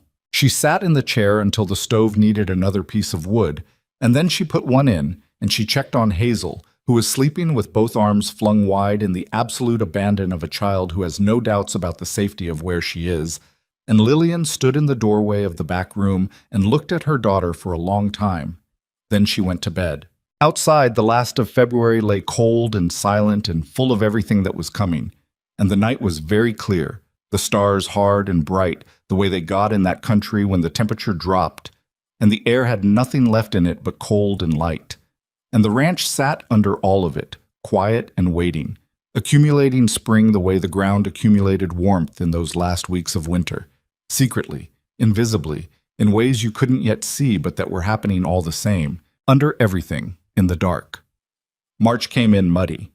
That was the honest truth of a Montana spring. It did not arrive like something beautiful.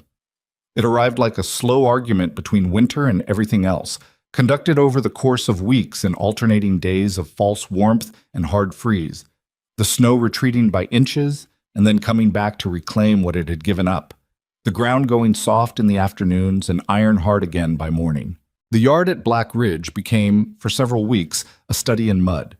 Deep, committed mud that took boots with it if you weren't paying attention, that accumulated on every porch step and followed the men into the mudroom in quantities that made Lillian's twice-daily sweeping feel like a philosophical position rather than a practical one. She did not mind it. She had never been a woman who needed things to be pretty in order to find them good. Mud meant thaw. Thaw meant the ground was waking up, doing the slow, invisible work that ground does before it's willing to take seeds. She watched it the way she'd watched the sky all winter, as information, as something that was telling her what came next. What came next, in early March, was that the sweet peas on the south windowsill of the main room grew their second set of leaves. She noticed it on a Tuesday, coming through the main room with a basket of laundry, and she stopped and stood in front of the window in the thin morning light and looked at the 12 small pots and the green in them, the real substantive green of plants that had decided to commit.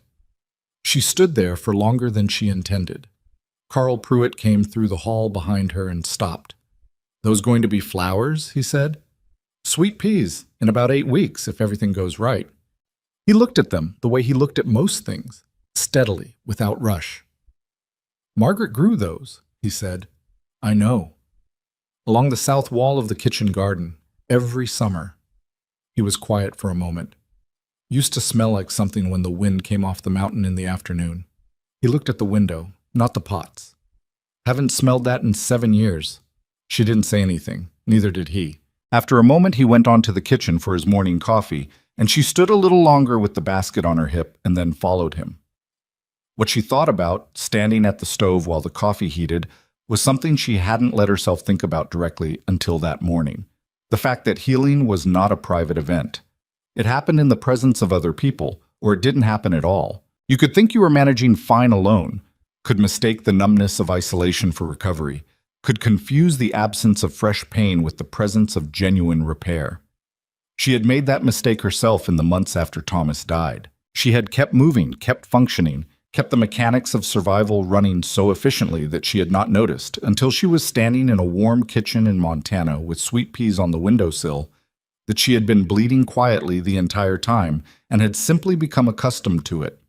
The ranch had stopped her bleeding, not through anything dramatic, not through a single moment of transformation, but through the accumulation of ordinary days, through hot coffee at 5 in the morning and the sound of men eating seriously, and Hazel on the floor of the kitchen talking to a wooden horse, and Carl at the table saying things sideways that were actually something else. Through a man who put wood outside a kitchen door without saying so, and fixed floors and saved seeds for 7 years as if waiting was a form of faithfulness.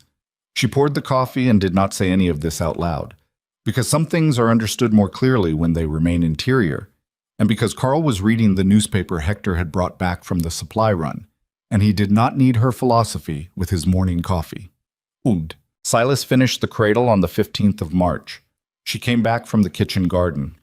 She'd been turning the beds, working the soil with the fork she'd found in the barn, getting it ready, and found it in the kitchen. Not in the barn anymore, not on the sawbuck. In the kitchen, near the stove, in the corner where Hazel's crate had been since December. The crate was gone. The cradle was in its place, finished, the wood sanded to a pale smoothness, the joints tight, both rockers fitted, and even so that it moved without any catch or wobble when she put her hand to it. Hazel was in it. She had been put in it and given the pot lid and the wooden horse, and she was sitting up inside it.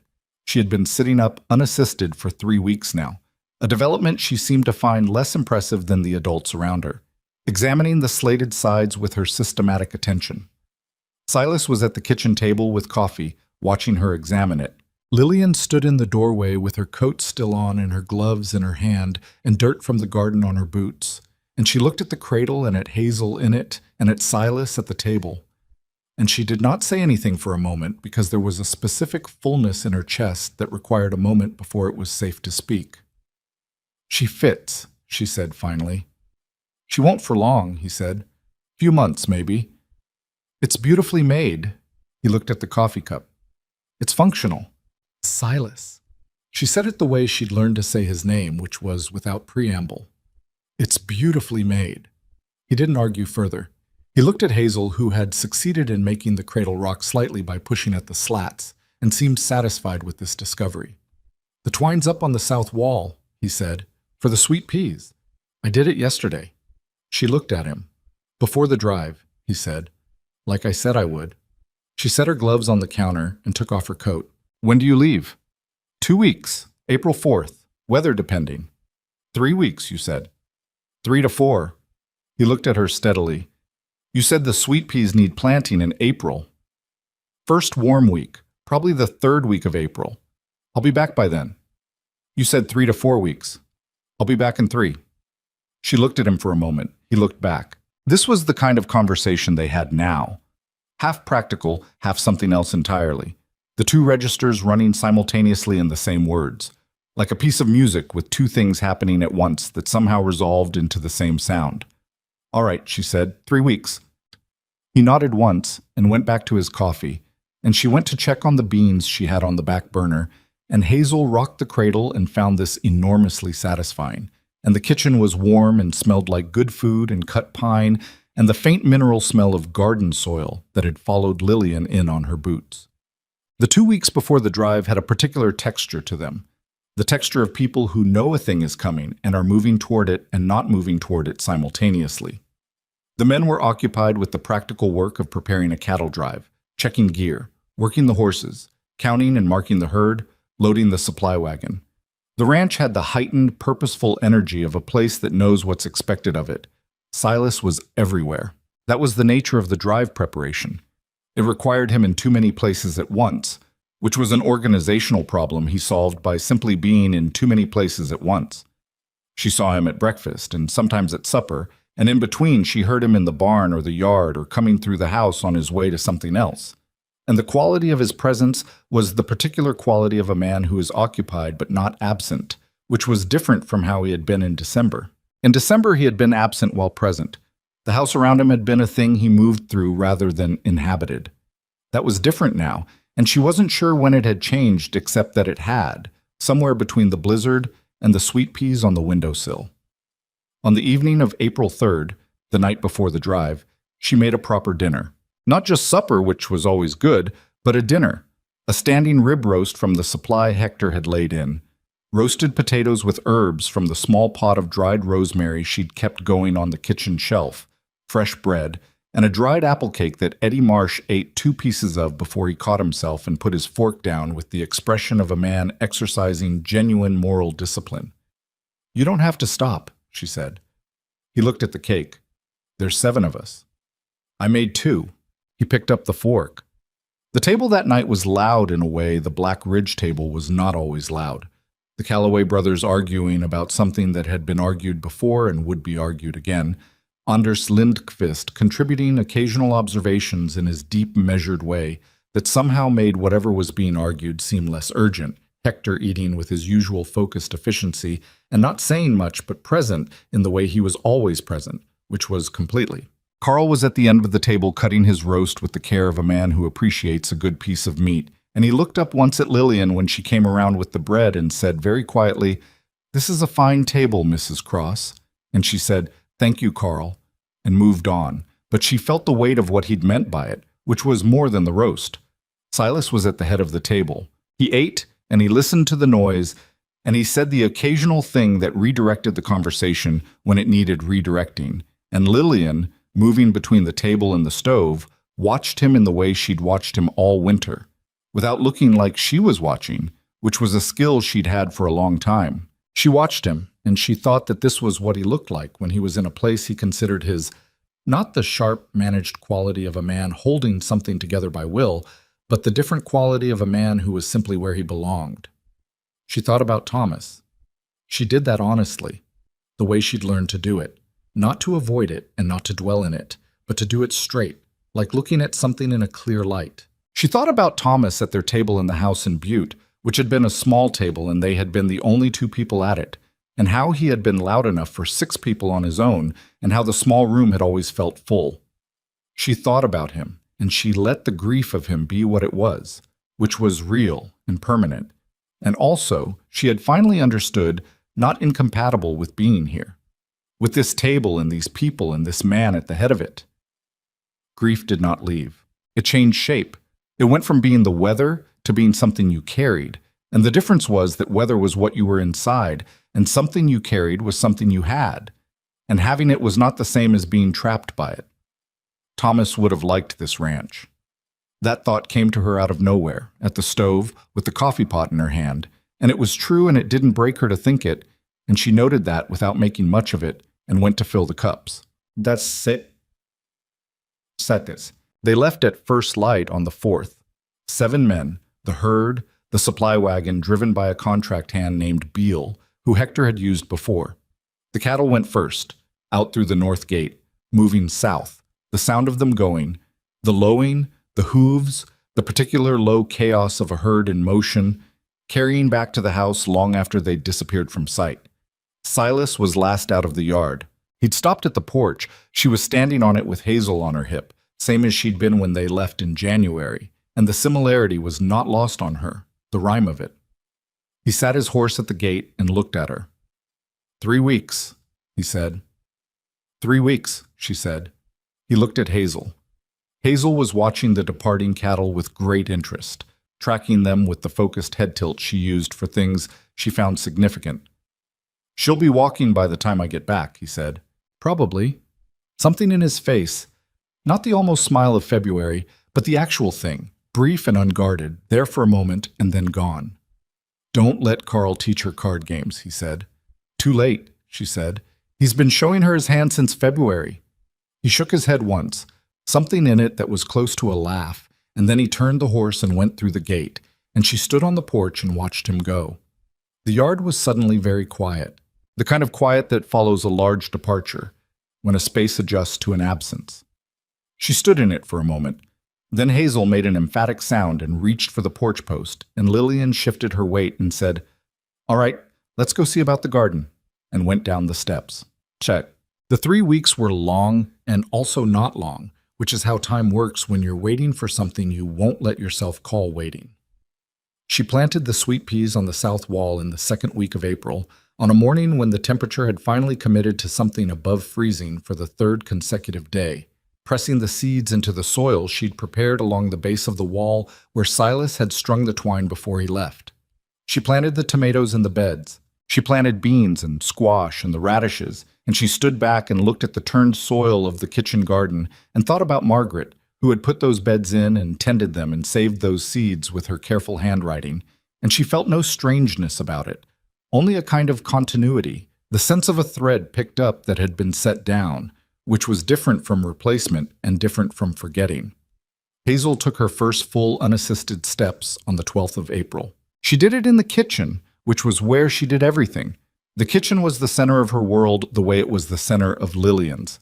And she did it between the cradle and the stove, which was a distance of perhaps 6 feet, and she made it 4 steps before she sat down hard on the floorboards and looked up at Lillian with an expression that was equal parts triumph and surprise, as if she had not quite believed her own hypothesis until it was proven. Carl was at the table. He looked at Hazel. He looked at Lillian. "Well," he said. "Well," said Lillian. Hazel stood back up and tried again. She made it 5 steps this time before the floor got the better of her. She sat down and made a sound that was clearly a statement of intent, and pulled herself upright against the stove leg, and tried again. Lillian watched her daughter learn to walk across the kitchen floor, and felt Thomas in the room with her in the way she sometimes did.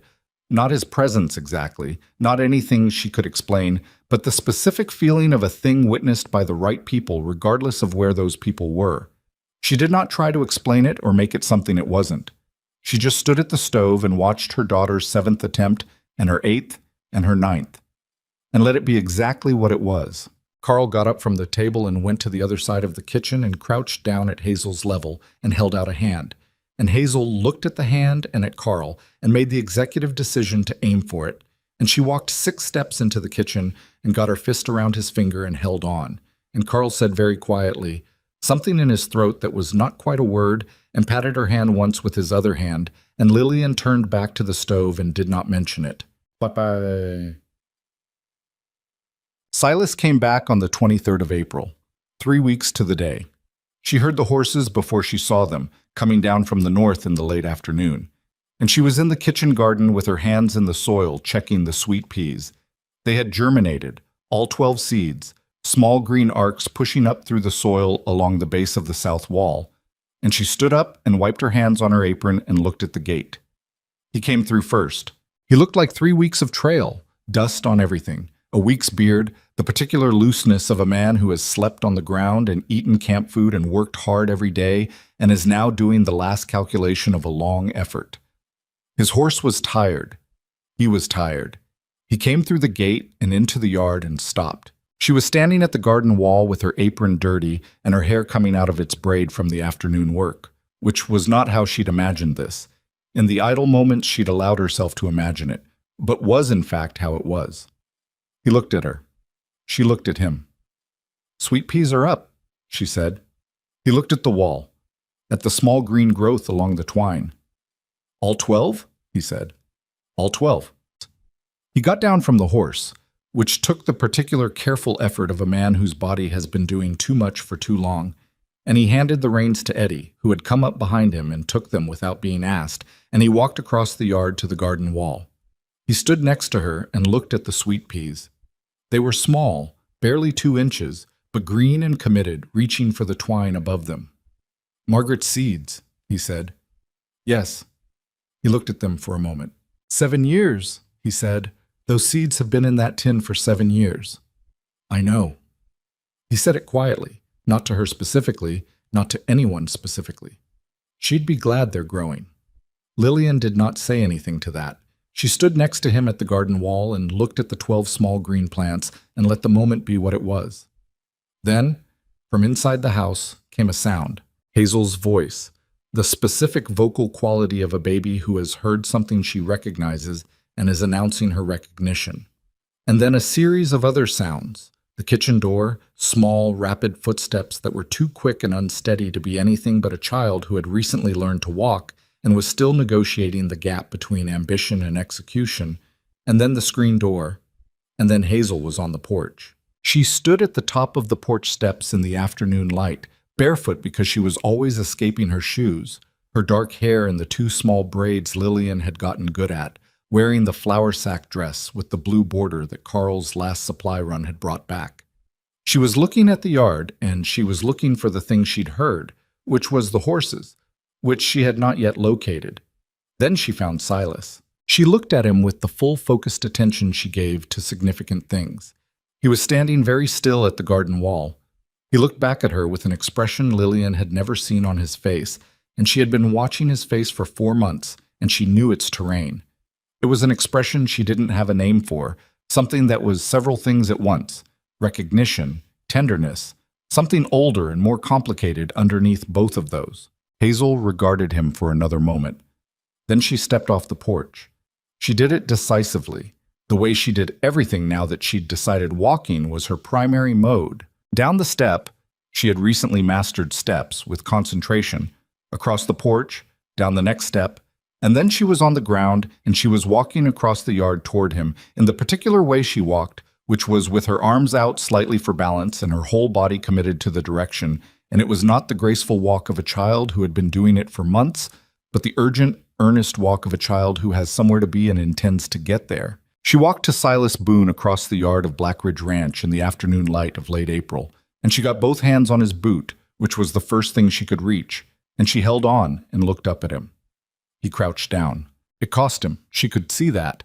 3 weeks of hard work in every joint, but he did it, and he was at her level, and Hazel transferred her grip from the boot to his hand, examining his fingers with her forensic attention, and then she looked up at his face from 8 inches away and said something emphatic and entirely wordless.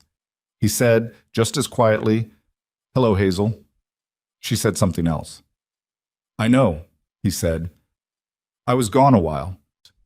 Lillian stood at the garden wall with her dirty hands and her coming-out braid and watched Silas Boone talk to her daughter in the yard, and she thought about the word courage, which people use too easily for too many things. They used it for dramatic moments, for singular acts, for the things that announced themselves as requiring bravery. But she had learned, in the hospital in Butte and in the stagecoach to nowhere, and in this kitchen in this house over one long Montana winter, that the harder courage was the quiet kind, the kind that didn't announce itself, the kind that walked into a stranger's kitchen and started a fire, or saved seeds for 7 years and didn't throw them away, or got back on a horse 3 weeks later because you said 3 weeks and you meant it. The kind that let someone crouch down in the yard and talk to your daughter like it was the most natural thing in the world and just stood there and let it be true. Okpam. He asked her that evening, not over supper. The men were there for supper, and the supper was good, and there was the noise and the business of a table full of people reunited after 3 weeks, and she watched the men eat and talk, and watched Silas at the head of it, and felt the rightness of this place in a way that was no longer new, but had become something she trusted. After, when the men had gone to the bunkhouse and Hazel was asleep in the pine cradle in the corner of the kitchen, and the dishes were done, and the kitchen was quiet, he was at the table. She was at the stove, not doing anything useful, just standing near the warmth the way you do at the end of a long day. "Lillian," he said. She turned. He was not a man who made speeches. She knew that about him well enough that she did not expect one, and she was right not to expect one. He said what he said plainly, the way he said everything that mattered to him. "I don't want you to stay as the cook," he said. "I want you to stay as my wife, if you're willing. I want Hazel to grow up on this ranch. I want to build this with you. All of it." He paused. "I'm not pretending I'm not afraid of it. I told you in February that I was, and that's still true. But I'm more afraid of the alternative, which is watching you leave in the spring and spending another 7 years being very efficient at being alone." She looked at him across the kitchen for a long moment. This was the thing about Silas Boone. He was not charming, did not perform, did not offer her anything polished or constructed. What he offered was exactly what he was, which was a man who had been broken by something and had kept going anyway, and who was standing in his own kitchen telling her the truth about his fear. She found that more valuable than anything more elegant would have been. She thought about what she would have said to herself in the hospital in Butte if she could have told herself where she would be 10 months later. She thought about the letter she'd carried in her pocket until the creases went soft. She thought about walking 4 miles in the cold with Hazel on her hip toward a ranch she'd never seen, toward a man who had told her no before she'd even gotten up the porch steps. She thought about what it had taken to stay, not the dramatic part. That part had been easy in a way, because necessity makes decisions simple. The hard part had been the slow part, the ordinary days. The willingness to let the ordinary days mean something. That was the real frontier, she thought. Not the land, not the winters, not the distances between things. The real frontier was the interior one, the one inside the people who lived out here, the one that had to be crossed not once but daily, the choice made every morning to keep building rather than just enduring. She had crossed it, so had he. The crossings had looked different but had brought them to the same kitchen, and here they were. "Yes," she said. He looked at her. "Yes," she said again, in case it needed saying twice. He let out a breath that had more in it than the word exhale covered. He looked at the table for a moment, and then he looked at her, and that thing happened in his face that had been happening incrementally all winter. The opening of something that had been closed for a long time, the particular change in a person who has been holding themselves very carefully and has finally decided it's safe to stop. He got up from the table. He crossed the kitchen. He stood in front of her and he put his hands on her face, calloused, work-worn hands, careful. And he looked at her for a moment the way you look at something you have wanted to look at directly for a long time and have not permitted yourself to. And then he kissed her, and she kissed him back, and it was not a perfect moment, and it was not a pretty one. She had garden dirt still somewhere on her forearm, and he had trail dust in his hair, and Hazel chose exactly that moment to make a sound from the cradle in the corner that suggested she was reconsidering sleep as a commitment. But it was true, which was the only thing that had ever mattered to either of them. "Why, They married in June. Not a large wedding, there was no church for miles, and neither of them was inclined toward ceremony for its own sake. Hector rode to town and came back with the justice of the peace, a small spare man named Aldous Webb, who had performed perhaps 300 such ceremonies and approached this one with the quiet competence of someone who understood that the legal part was the smallest part of what was happening. It was on the front porch of the ranch house, on a Saturday morning when the weather had finally decided to be generous. The men were there. Carl in a clean shirt, the collars of which appeared to pain him. Eddie Marsh, who had written to his mother about it and received back a letter that made him fold it carefully and put it in his front pocket. The Calloway brothers cleaned up and loud about nothing in particular. Anders Lindqvist, who had to duck under the porch roof and stood near the edge of it like a tree that had grown too large for its designated space. Hector, who stood with his hands clasped in front of him and his hat in his hands, and looked at some point between the justice of the peace and the mountain in the distance with the expression of a man who was doing something he considered important and had no intention of acknowledging it. Lillian wore the blue dress she'd had in her suitcase since Missouri, the one she'd washed and pressed that morning and which fit differently now than it had in September. Not worse, just differently. The difference of a body that had been working hard for a long time and had become what it was doing. She had Hazel on her hip for the first part of it, and then Carl held Hazel, who was exploring the buttons of Carl's clean shirt with scientific thoroughness. Silas wore his best shirt and his good boots, and a look of compressed focus that she recognized as what he looked like when he was doing something he considered serious, which was everything, but this more than most. Aldous Webb said the words. They said the words back. Silas put a ring on her finger, a plain band, gold, that had belonged to his mother, and she put one on his that she had bought from the supply man in Harlan on the last supply run with money from her saved wages. That was it. That was all of it. Carl handed Hazel back to Lillian, and Hazel immediately reached for Silas, and he took her, and she put both hands on his face in the examining way she had, and he stood there and let her examine him, and Carl made the sound in his throat he'd made in the kitchen when Hazel had walked to him, and Eddie Marsh looked briefly at the sky. Hector shook Silas's hand. Then he turned to Lillian and he looked at her for a moment with the direct, serious attention he gave to things of real importance, and he said, "This is a good ranch, Mrs. Boone. It got better." She said, "So did I." He nodded once, satisfied, and put his hat back on and went to see about the horses. That summer, the sweet peas bloomed. Margaret's sweet peas, along the south wall of the kitchen garden, climbing the twine Silas had put up before the drive in the last days of March. They came in pink and white and a deep reddish purple she hadn't expected from the seeds, and they climbed and spread until the south wall of the kitchen garden was covered in them. And on the afternoons when the wind came down off the mountain, it came across that wall and brought the smell of them into the kitchen through the open window.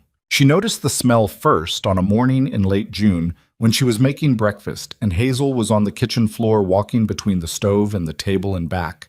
The circuit she did endlessly now, practicing the skill with the devotion of someone who understood it was foundational to everything else. Lillian stopped what she was doing and stood at the window and breathed in the smell of those flowers and thought about Margaret, whose handwriting was on the envelopes in the tin on the pantry shelf. She thought, "Thank you." Not to anyone particular. Just into the air of the kitchen, the warm, good-smelling air of a kitchen that was fully itself, that had become over the course of one long winter what a kitchen was supposed to be. The center of a house that was the center of a life. Silas came in from the barn and stopped. "Smell that?" she said. He stood in the kitchen doorway and breathed in. His face did the thing she had watched work its way from closed to open across all the months she'd known him, the thing that was still not easy for him and probably never would be, but that happened now, regularly, reliably. The way things happen when they're real. "Yes," he said. Hazel arrived at his boots, completed her circuit. "Again?" he said to her. He set his hat on the hook by the door and went to the far end of the kitchen and crouched down and held out a hand, and Hazel turned around with the serious efficiency of a person with somewhere to be and walked back across the kitchen toward him, steady on her feet now, confident, not the urgent, earnest walk of April, but something that was beginning to look like her own particular way of moving through a space. Lillian watched her daughter walk toward her husband across the kitchen floor of the ranch that had become their home, in the smell of flowers coming through the open window, in the warm morning light of a Montana June. She turned back to the stove. Some things you didn't need to frame or hold or make into a statement. Some things you just lived inside, and the living was the point. This was what she had come to understand over the course of one impossible winter and one slow, necessary spring. That survival was not an achievement. Survival was just the beginning of the question. The real question, the one that demanded more than endurance, more than getting through, was what you chose to build in the space that survival cleared. Whether you used that cleared space to plant something, or whether you left it empty, called the emptiness safety, and waited alone for a winter that never quite ended. She had planted things. So had he. Not because they were brave exactly, but because the alternative had finally become more frightening than the risk. Because a tin box of seeds had been waiting 7 years, and the soil in those beds was good, and the south wall had just the right light, and some things, if you didn't plant them, were lost. Not every seed took. That was true of gardens, and true of everything else. Some of what they'd both lost was simply gone, and the honest version of the story did not pretend otherwise. Thomas was gone. Margaret was gone. William was gone. Those losses were permanent, and they were real, and they did not get redeemed or replaced. What happened instead was something smaller and more honest than redemption. Life continued, and in its continuation, if you were paying attention and willing, it offered you new things. Not better things, not compensation for what was taken. Just new things with their own weight and their own worth. Black Ridge Ranch was not a fairy story. It was a working ranch in Montana with a mud problem in March, and a sick colt every winter, and a north fence line that needed repairing every spring, and 6 men in the bunkhouse who had their own histories and their own complications, and their own Tuesday mornings when everything felt heavier than it should. It was the smell of sweet peas through the kitchen window, and the smell of wood smoke in cold mornings, and the specific sound of a household waking up and doing what needed to be done. It was Hazel walking across the kitchen toward a man who had built her a cradle before he knew she was coming. It was enough. It was, in fact, more than enough. It was the kind of more that people spend their whole lives looking for in the wrong places, not understanding that it's built incrementally, in the small daily decisions to stay and try and keep the fire going and get up before 5 and start again. Lillian Cross had walked into this kitchen with nothing but necessity and a baby and a worn-out suitcase, and she had stayed by making herself useful, and then she had stayed because she had built something worth staying for, and then she had stayed because she had found, in this cold and difficult and unglamorous place, what she had not known she was looking for when she got on the stagecoach in December. Not safety, not comfort, not the end of hard things. Home, the kind you make rather than find, the kind that requires you. Outside the window, the sweet peas moved in the mountain wind, pink and white and deep reddish purple. Climbing the twine on the south wall of the kitchen garden, reaching for the light with the absolute commitment of living things that have been given what they need and are doing what they were always meant to do. The morning was warm. The stove was on. Hazel laughed.